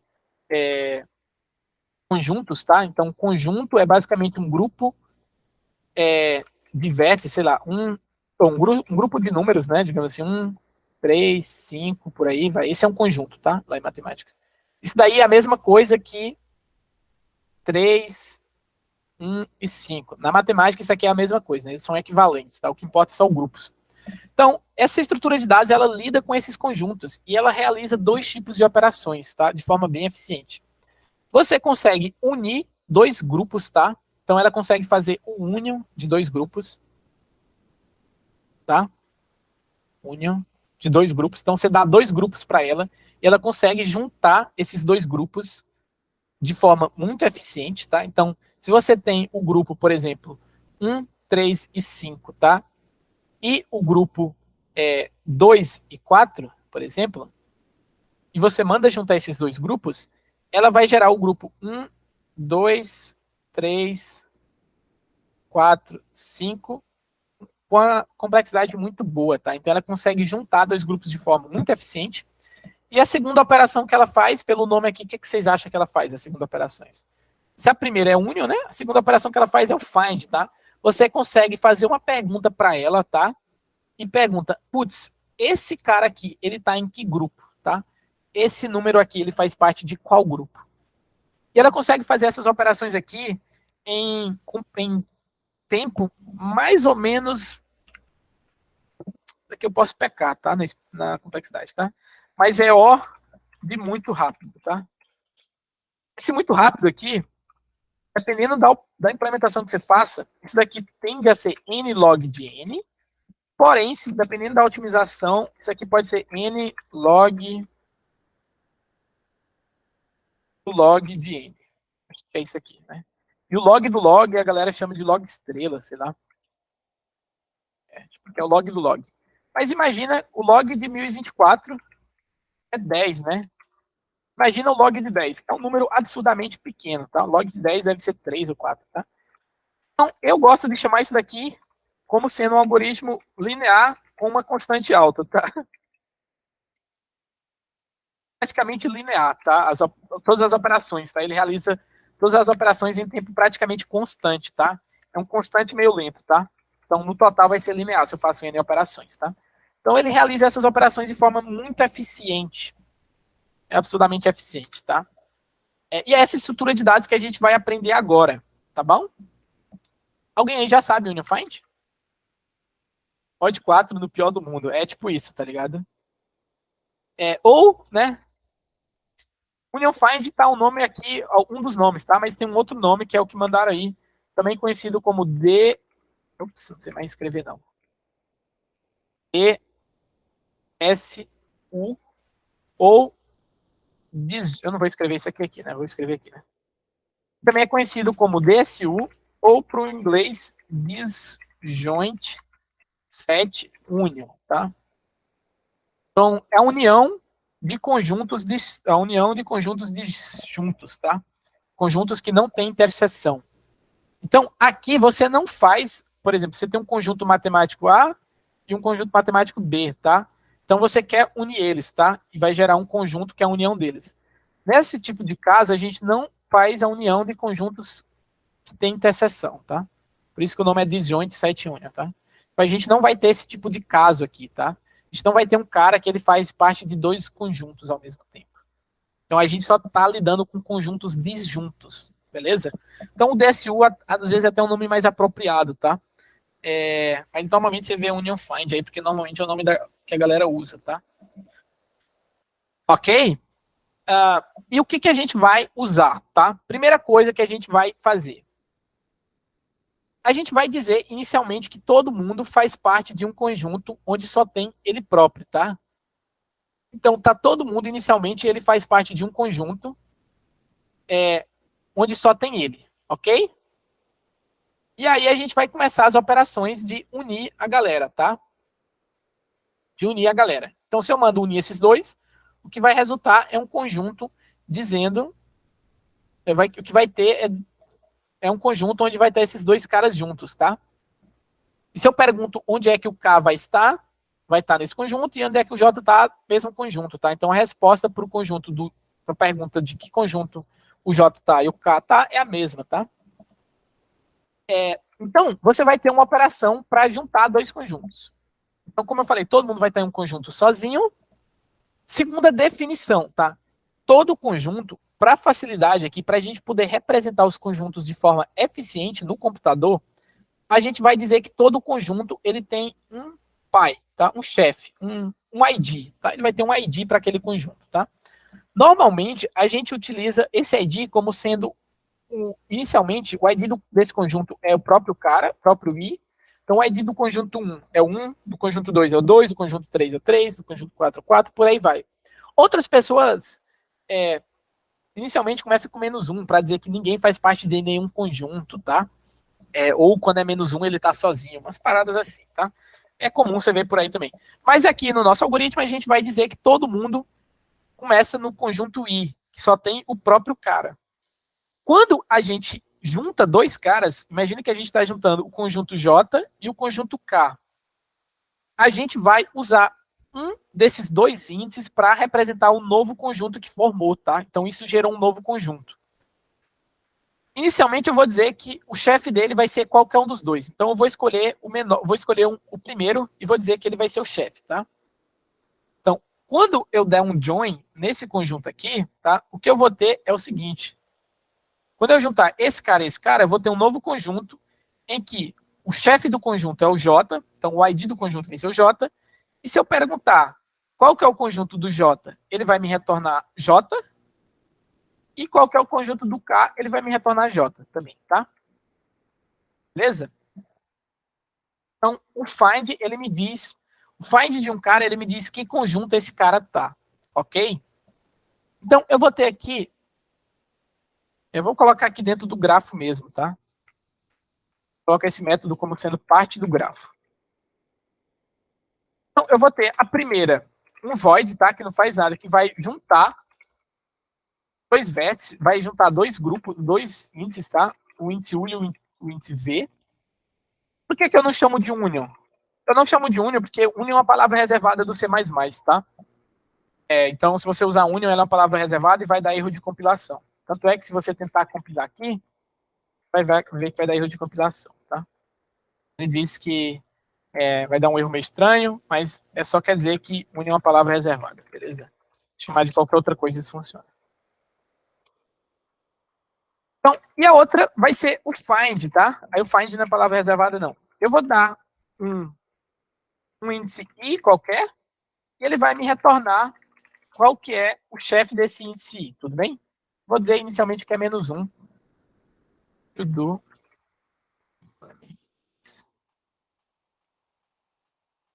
Eu vou implementar esse método, tá? Implementei ele ainda, tá? Beleza, até aqui. Até então é só definição, tá? É só coisas que eu estou definindo. Ó de 15. Porra, 15 é uma constante alta. Isso aqui, pelo amor de Deus. Beleza. Ok.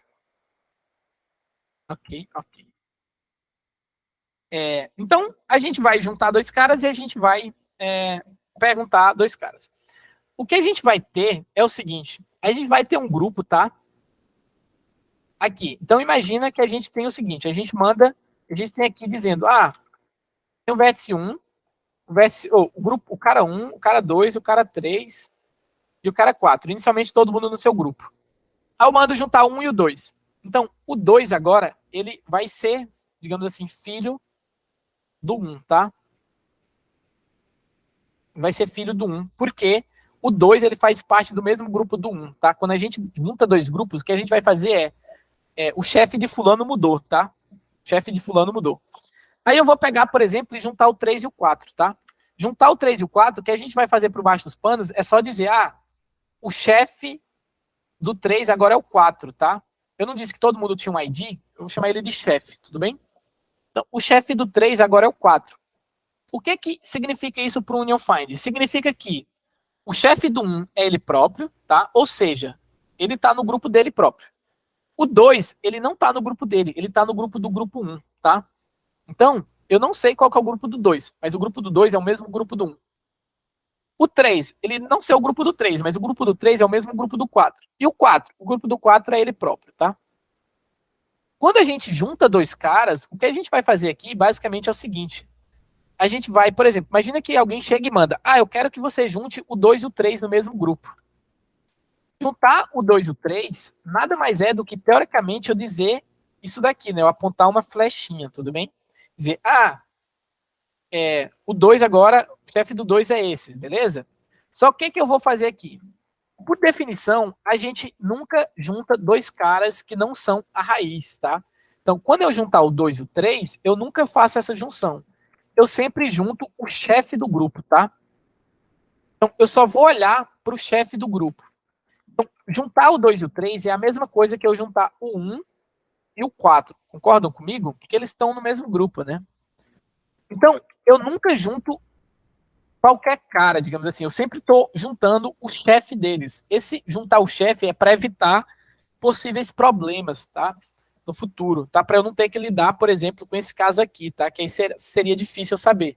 Putz, quem que é o chefe do 2? É o chefe do 1 ou é o chefe do 3? Não sei, né? Então, para eu evitar esse tipo de situação, eu sempre lido com os chefões, tá? Então, imagina que eu junto o 2 e o 3. Eu vou escolher um deles para ser o novo chefe. Vamos dizer que o 1 vai ser o novo chefe, tá? Para o 1 ser o novo chefe, o que eu faço eu chego aqui e digo, o 4 agora, ele não é chefe dele próprio, tá? Antigamente ele era chefe dele próprio. O 4 agora, ele é filho do 1, tá? Então, quando chega alguém perguntando quem que é o chefe do 3, eu não sei. O chefe do 3 é o mesmo chefe do 4. Quem que é o chefe do 4? O chefe do 4 eu não sei, mas o chefe do 4 é o mesmo chefe do 1.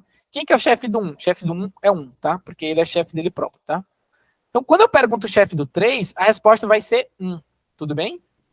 Quando eu pergunto o chefe do 4, a resposta vai ser 1 também. Quando eu pergunto o chefe do 2, a resposta também vai ser 1.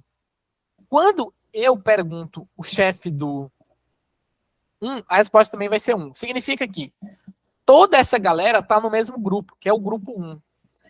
Então, eu consigo saber qual que é o grupo de um cara de forma muito eficiente e eu consigo juntar o cara também de forma muito eficiente, tá? Então, normalmente, a gente tem um outro array aqui chamado, a galera costuma chamar isso de pai, tá? Eu chamo de pai, você chama do que vocês quiserem, tá? Que é o chefe do grupo, tá? Que é o pai de todo mundo, que é para eu guardar, dado um cara qualquer, quem que é o pai dele, tá? Quem que é o cara que tá logo acima dele na hierarquia, digamos assim, tá? Então, quando eu crio o grafo, eu dou um resize nisso daí, tá? De mais uma posição. E eu vou inicializar todo mundo, tá? Todo mundo eu vou dizer que o pai de cada cara é ele próprio, beleza? Então, isso daqui é para eu dizer que todo mundo tá num grupo sozinho com ele, tá? O pai dele é ele próprio, ou seja, o chefe do grupo que ele tá inicialmente, que tá só ele, é ele mesmo, beleza? E o que é que eu vou fazer? O que eu vou fazer é o seguinte, eu vou fazer recursivo, tá? Se por acaso o pai do I for igual ao I, significa que o chefe do grupo é o próprio I. Concorda comigo? Se não for, significa que o chefe do grupo é o mesmo chefe do meu pai. Então, se eu pergunto aqui pelo 3, eu checo. Quem que é o meu pai? O meu pai é o 4. 4 é igual a 3? Não. Significa que o meu chefe não é o 4, tá? Mas o chefe, quer dizer, não é o meu chefe não sou eu, tá? O meu chefe é o mesmo chefe do 4, tá? Então, ao invés de, como eu não sei quem que é o chefe, eu respondo qual que é o chefe do meu pai, tá? Então, como esse cara é diferente, o que eu vou responder é o chefe do meu pai. Beleza? E é dessa forma que a gente acha qual que é o chefe de um grupo, tá? De um conjunto numérico. Como que eu faço agora para juntar dois caras, tá? Como que eu faço para juntar dois caras? Eu falei para vocês que eu sempre junto os chefes deles, tá? Vou sempre juntar o chefe deles aqui. Então, eu pego qual que é o chefe do U, beleza? E eu pego qual que é o chefe do V, tá? Qual que é o chefe do U, qual que é o chefe do V, beleza? E o que é que eu faço? Dado que eu tenho agora os chefes, o que eu faço é, eu escolho um deles para ser o novo chefe. Aqui pode ser qualquer um, tá? Eu vou dizer qualquer um, tá? Então, eu vou simplesmente dizer que o segundo cara vai ser o chefão. Ou seja, o primeiro cara, o cara do lado esquerdo aqui, o novo pai dele é o V. Significa que eu acabei de pendurar esse cara nesse outro, tudo bem? Então, se por acaso eu mandar juntar aqui o 3 e o 5, que estava aqui sozinho, sei lá, o que eu vou fazer é, eu vou pegar o chefe do 3, o chefe do 3 é 1, eu vou pegar o chefe do 5, que é o 5. Então, juntar 3 e 5 é a mesma coisa que juntar 1 e 5. E eu vou escolher o 1, o U aqui, para pendurar no V. Então, o que eu vou fazer aqui é basicamente o seguinte, né? Eu vou deletar essa aresta, vou vir aqui, e vou pendurar ele aqui embaixo, tudo bem? Então, toda vez que eu perguntar agora para alguém aqui embaixo quem que é o chefe dele, ao invés de bater no 1, vai bater no 5, beleza? Ele vai ser o novo chefão. E agora, a gente já tem a nossa Union Find implementada, beleza? A gente já tem uma Union Find implementada. Como que agora eu volto para o problema e digo se tem ciclo ou não? Para eu saber se tem ciclo ou não, o que é que eu tenho que fazer? Ora, como que eu sei se tem ciclo ou não? Quando a gente está construindo aqui a nossa árvore geradora, o que a gente está fazendo é o seguinte, tá? Inicialmente, todo mundo está num ciclo sozinho com ele, tá? Quando eu coloco uma aresta entre dois vértices, o que eu estou fazendo é, eu estou pegando toda a subárvore desse cara e a subárvore desse cara e estou juntando, tá? Então, eu estou juntando dois grupos, tá? E o que que acontece aqui? Ah, eu passei essa aresta, passei essa. O que que acontece quando eu vou fazer essa? Quando eu vou adicionar essa aresta, significa que esse grupo desse cara é o mesmo grupo desse cara, tá? Então eles já estão no mesmo grupo. Significa que eles já eram juntos antes, eles já eram uma árvore antes. Se eles já estavam no mesmo grupo, se eu adicionar essa aresta, vai formar um ciclo. Então, para eu checar se tem ciclo ou não, é só eu checar se o find do U ele é igual ao find do V, tá? Que significa que os dois caras já estão no mesmo grupo. E se eu adicionar essa aresta, vai formar um ciclo. Beleza? Então,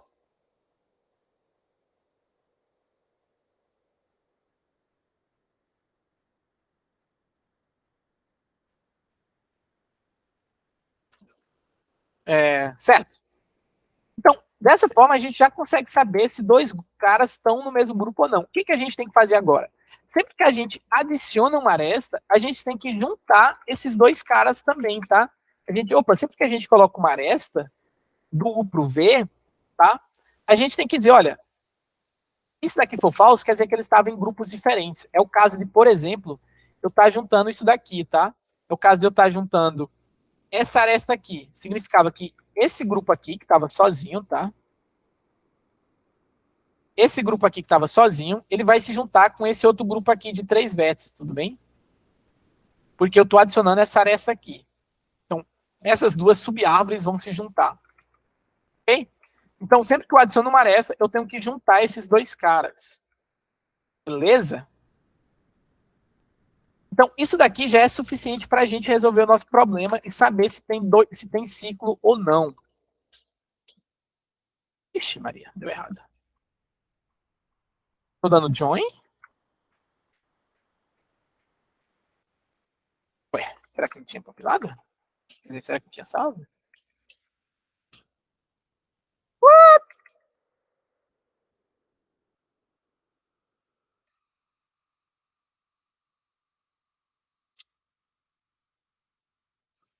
É fogo, viu? Eu usei o mesmo nome, né? Arestas e arestas. Ei, Jesus amado.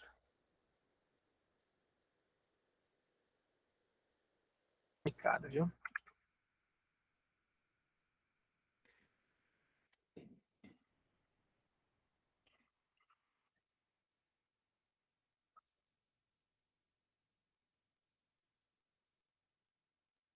Beleza, 51 era para dar 51, tá? Agora a gente vai enviar isso aqui, e o que vai acontecer? Eu falei para vocês que ele era muito eficiente, beleza? Só que eu não otimizei muita coisa ainda, eu só fiz o básico, digamos assim, né? Não, modelei, mas não fiz nada de anormal, né? Então esse código aqui provavelmente ele vai dar TLE, depende dos casos de teste, né? Passou, tudo bem, passou, né? Acontece. Os casos de teste estavam fracos, a entrada era pequena, provavelmente, tá? Esse aqui só ia até... Nem era tão pequeno assim, né? Nem era tão pequeno assim. Mas passou, né? Acontece. O que rola, tá? Vamos otimizar. Esse código aqui, ele funciona, mas dependendo dos casos de testes, é porque os casos de testes estavam fracos. Dependendo dos casos de testes, esse código aqui ele ainda não é muito rápido, tá? A gente consegue deixar essa estrutura de dados mais rápida ainda. Para a gente fazer isso, a primeira coisa que a gente vai fazer é utilizar o princípio de programação dinâmica, tá? Que a gente já aprendeu lá nas aulas passadas. Quando a gente... Imagina que a gente chega aqui e pergunta, putz, quem que é o pai do 3? Aí você, putz, não sei quem que é o pai do 3, mas é o mesmo pai do 4, é o mesmo pai do 1, é o mesmo pai do 5. Aí você responde, putz, o pai do 3 é 5, tá? Aí chega alguém de novo e pergunta, putz, quem que é o pai do 3? Cara, você vai ter que subir isso daqui tudo de novo, tá? Porque essa parte de baixo aqui não muda. Por que ela não muda? Ela não muda porque a gente sempre muda só do chefão para cima, tá? A gente só muda daqui para cima. Essa galera aqui embaixo, ela continua igual. Então, eu não sei quem que vai ser meu pai. Pode ser que tenha mudado nesse meio tempo. Mas com certeza ele vai estar do 5 para cima, tá? Ele vai estar do 5 para cima. Ou é o 5 ou é alguém acima dele, tá? Porque eu linkei, ou alguém que eu linkei daqui para cima lá, tá? O que eu posso fazer? Eu posso deixar essa informação meio que pré-calculada, tá? Então, ao invés de eu simplesmente retornar, eu posso deixar isso daqui já pré-calculado. Tá? Quando eu for retornar, quando eu for perguntar de novo quem que é o pai do I, eu mudo a referência, tá? Eu não faço esse caminho inteiro. Eu vou simplesmente faço isso daqui, tá? Eu não sei quem que é o pai do 3, tá? Mas ao invés de eu vir e seguir esse caminho inteiro, eu deleto essa aresta aqui e eu digo, olha, o pai do 3, ele na verdade agora é o 5, tá? Então eu encurto esse caminho aqui inteirinho que eu precisei caminhar, e se eu precisar caminhar ele de novo, eu pulo toda essa galera, tá? O nome dessa otimização aqui, simplesmente adicionando esses caracteres, esse aqui é chamado de compressão de caminhos, tá? Compressão de caminhos, você está comprimindo o caminho. E olha o detalhe, tá? Quando você chama o find 3, você comprime o caminho não só do 3, mas você também comprime o caminho do 4, porque você fez isso recursivo, tá? Então, o 4, ele vai apontar agora para cá, tá? Então, você comprimiu o caminho de 2 caras. Se eu chamar para o 3 de novo, em um pulo só, eu já chego no 5, ao invés de eu fazer 5 pulos que nem eu fazia antes, tá? Se eu chamar para o 2, eu faço a mesma coisa, tá? Se eu chamar para o 2 aqui, eu faço a mesma compressão, tá? Então, o que acontece? Quanto mais eu chamo essa função find, mais rápida ela fica, tá? Mais rápida ela vai ficar. Então, isso daqui já é rápido o suficiente. Eu acho que, eu não sei como que faz a prova, mas simplesmente fazendo isso daqui já vira log de n, tá? Já fica na complexidade logarítmica, simplesmente fazendo isso. Antigamente, ela era uma complexidade linear, porque eu podia ser que tivesse uma linha, tá? Eu tivesse uma linha aqui grandona, tá? E toda vez que eu chamasse, eu ficasse chamando no cara aqui de baixo, tá? Aí ele precisava subir isso tudo, aí chamava de novo, subir isso tudo. Mas quanto mais para baixo eu chamo, mais rápido ele fica, tá? Então, um negócio que pode ser que tenha essa linha, mas quando tiver essa linha aqui, ele só percorre isso tudo aqui uma vez, tá? Nas outras vezes, ele só vai andar uma, ao invés de n, tá? Então, nas outras chamadas, isso aqui vai ficar O de 1. Pode ser que uma delas fique O de n, tá? Mas na outra fica O de 1. Tudo bem? Então, quanto mais você usa, mais você vai ter a tendência de ter, tipo, uma estrela, tá? De ter todos os seus caras, todos os seus filhos a uma distância 1 de você. Então, quanto mais você usa o find, mais próximo vão estar seus filhos de você. Tudo bem? E só essa otimização aqui, ele já melhora bastante, tá? Esse problema estava com os casos de testes fracos. Aí, se você usasse um problema que estava com os casos de teste forte, isso daqui já deixa o seu código, sei lá, n log n, tá? Ele já é n log n porque precisa do sort, tá? Então, como você precisa ordenar, isso daqui já era n log n, né?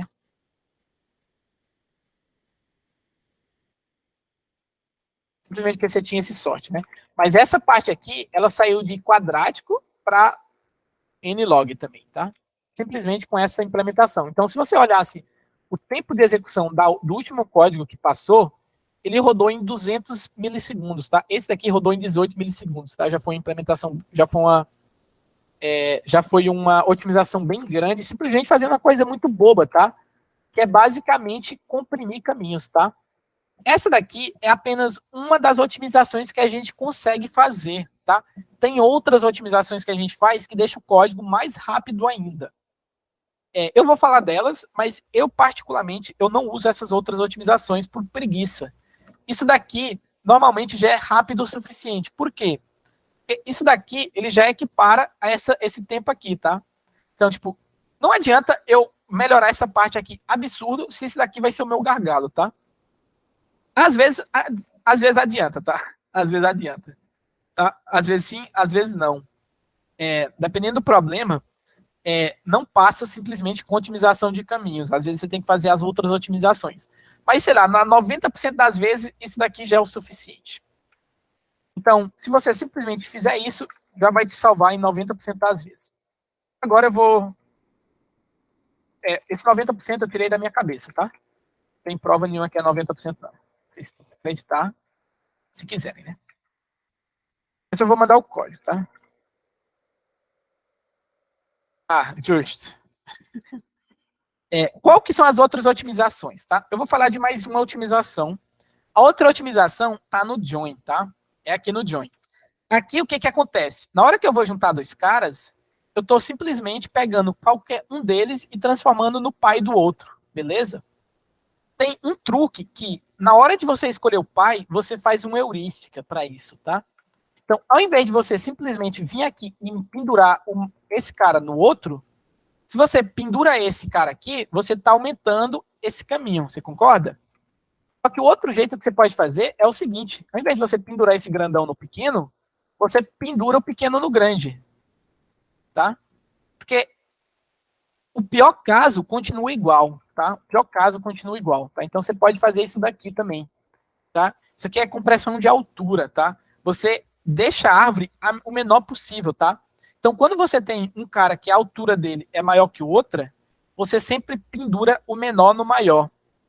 Se os dois caras tiverem a mesma altura, por exemplo, imagina que você tem esse caso aqui, né, que você está juntando esses dois caras, não tem jeito. Se você pendurar aqui, vai aumentar, né? Você vai pendurar aqui, você vai aumentar em 1. Se você pendurar do outro jeito também, tá?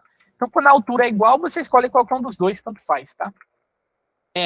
Então, você pode fazer essa compressão de altura também. Para você fazer a compressão de altura, você normalmente tem uma outra variável aqui, tá? Sei lá, chamada SZ, né? Ou altura, né?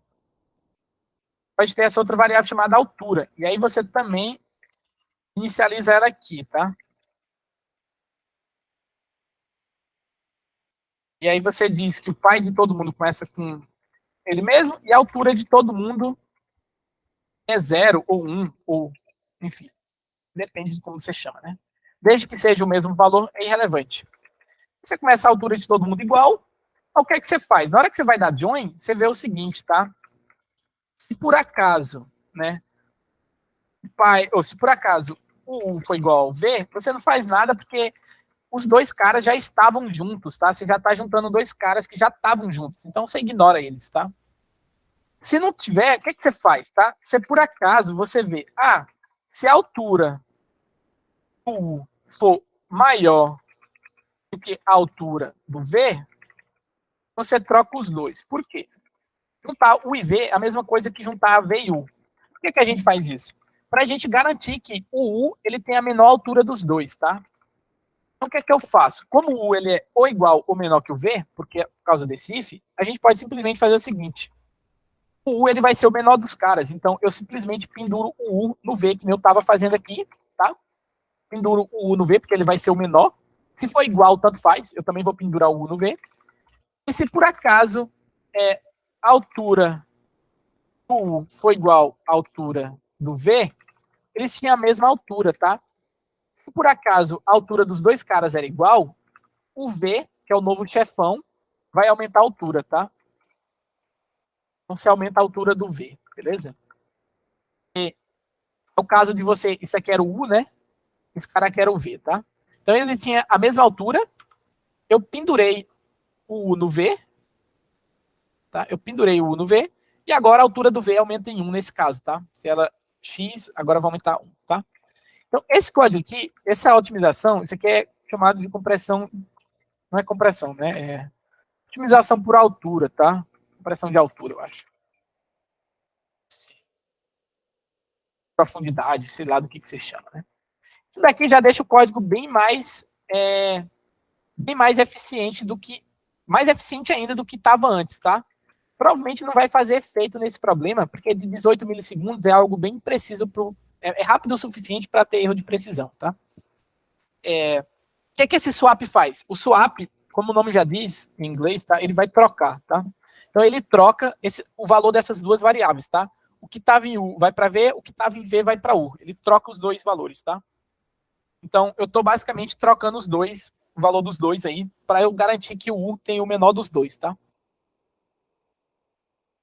Funciona com qualquer valor do C++, com int, com char, com vetor, com o que você quiser. Qual foi que eu enviei? Foi esse daqui por último, né? Aumentou um pouquinho, tá? Mas provavelmente é imprecisão. Se eu enviar de novo, isso daqui vai dar outro valor menor, talvez, ou maior. Porque tá impreciso, tá? Mas normalmente isso aqui melhora a complexidade. Existe uma outra heurística que a galera também gosta de usar. Eu vou falar rapidamente, mas como a aula já acabou, fica quem quer, tá? O horário da aula já acabou. Eu vou mandar a lista de presença, beleza? Quem quiser finalizar por aqui, à vontade, tá bom? É a lista de presença. Mas quem quiser ficar mais um pouquinho, eu vou falar da outra compressão que a galera também usa, tá? A outra compressão é a compressão de tamanho, tá? É o tamanho da subárvore.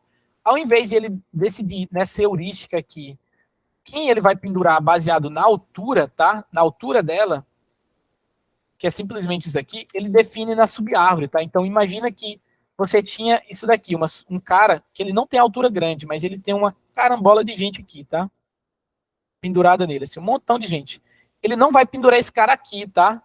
Porque a chance de eu chamar, estatisticamente, aleatoriamente, eu chamar um desses aqui é maior, já que tem mais caras aqui, tá? Então, eu estaria aumentando na altura desses caras, tá? Então, é uma outra estatística que você pode fazer. Então, ops, cadê o diabo do negócio?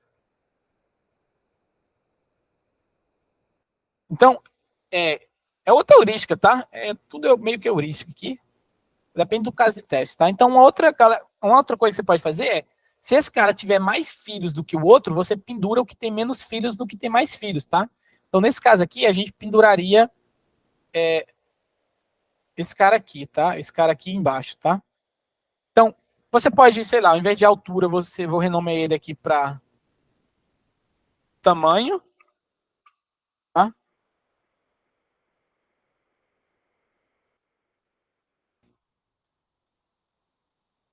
Vou renomear ele para tamanho, tá? O tamanho todo mundo começa com 1 também, igualzinho, tá? E aqui eu não olho, não faço isso, tá? Não dou mais, tá? Eu faço o seguinte, como eu estou colocando todo mundo que era em U embaixo do V, significa que o tamanho do V vai aumentar com o tamanho do U, tá? Beleza? Porque o tamanho do U ele é menor, né? Menor ou igual, né? Essa é uma outra heurística que você pode fazer, tá? Compressão de tamanhos. De quebra, se você faz isso, você já sabe quantos caras tem em cada subárvore, tá? Tipo, qual que é o tamanho de cada grupo? Você já consegue saber só olhando o valor do pai do grupo, né? O tamanho do pai do grupo, né? Então você pode vir aqui e enviar esse código aqui com compressão de tamanhos também, tá? Tem essa outra. Eu não sei se tem como usar os dois juntos, tá? As duas heurísticas, combar as duas heurísticas, mas é uma outra oportunidade. Foi até mais rápido, né? Foi até mais rápido isso aqui, né? Do que o primeiro, tá? Então, normalmente a galera utiliza essas duas, tá? Normalmente a galera utiliza compressão de tamanhos junto com compressão de caminhos, tá? Se eu simplesmente usar só um deles, já é bom o suficiente, tá? Se eu uso ou compressão de tamanhos ou compressão de caminhos,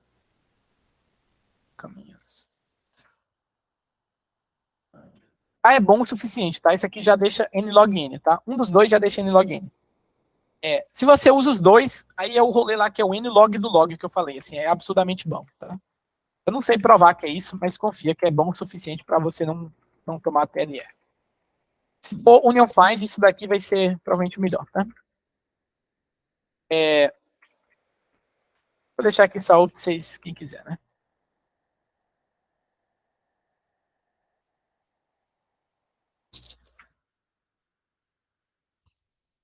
É isso, pessoal. Alguma dúvida? Esse é o algoritmo de Union Find, tá? Esse algoritmo ele pode ser usado em outros contextos de você juntar grupos e saber se dois grupos estão no mesmo, se dois caras estão no mesmo grupo ou não, tá? Tem outras paradas que você vai fazer, que a gente pode fazer, tá? Tem uns outros algoritmos mais avançados que a gente faz, tá? Tem um negócio, tem uma safadeza que eu vou trazer uma questão depois, que dá para responder com Union Find, que deixa um algoritmo que é n ao quadrado, simplesmente fazendo um if, virar n log t, tá? É bem legal. Beleza? Alguma dúvida até aqui? Parar de compartilhar a tela. Passamos 5 minutos. Deixa alguém tá entrando aí ainda. É isso, meus lindos. Parar de gravar aqui.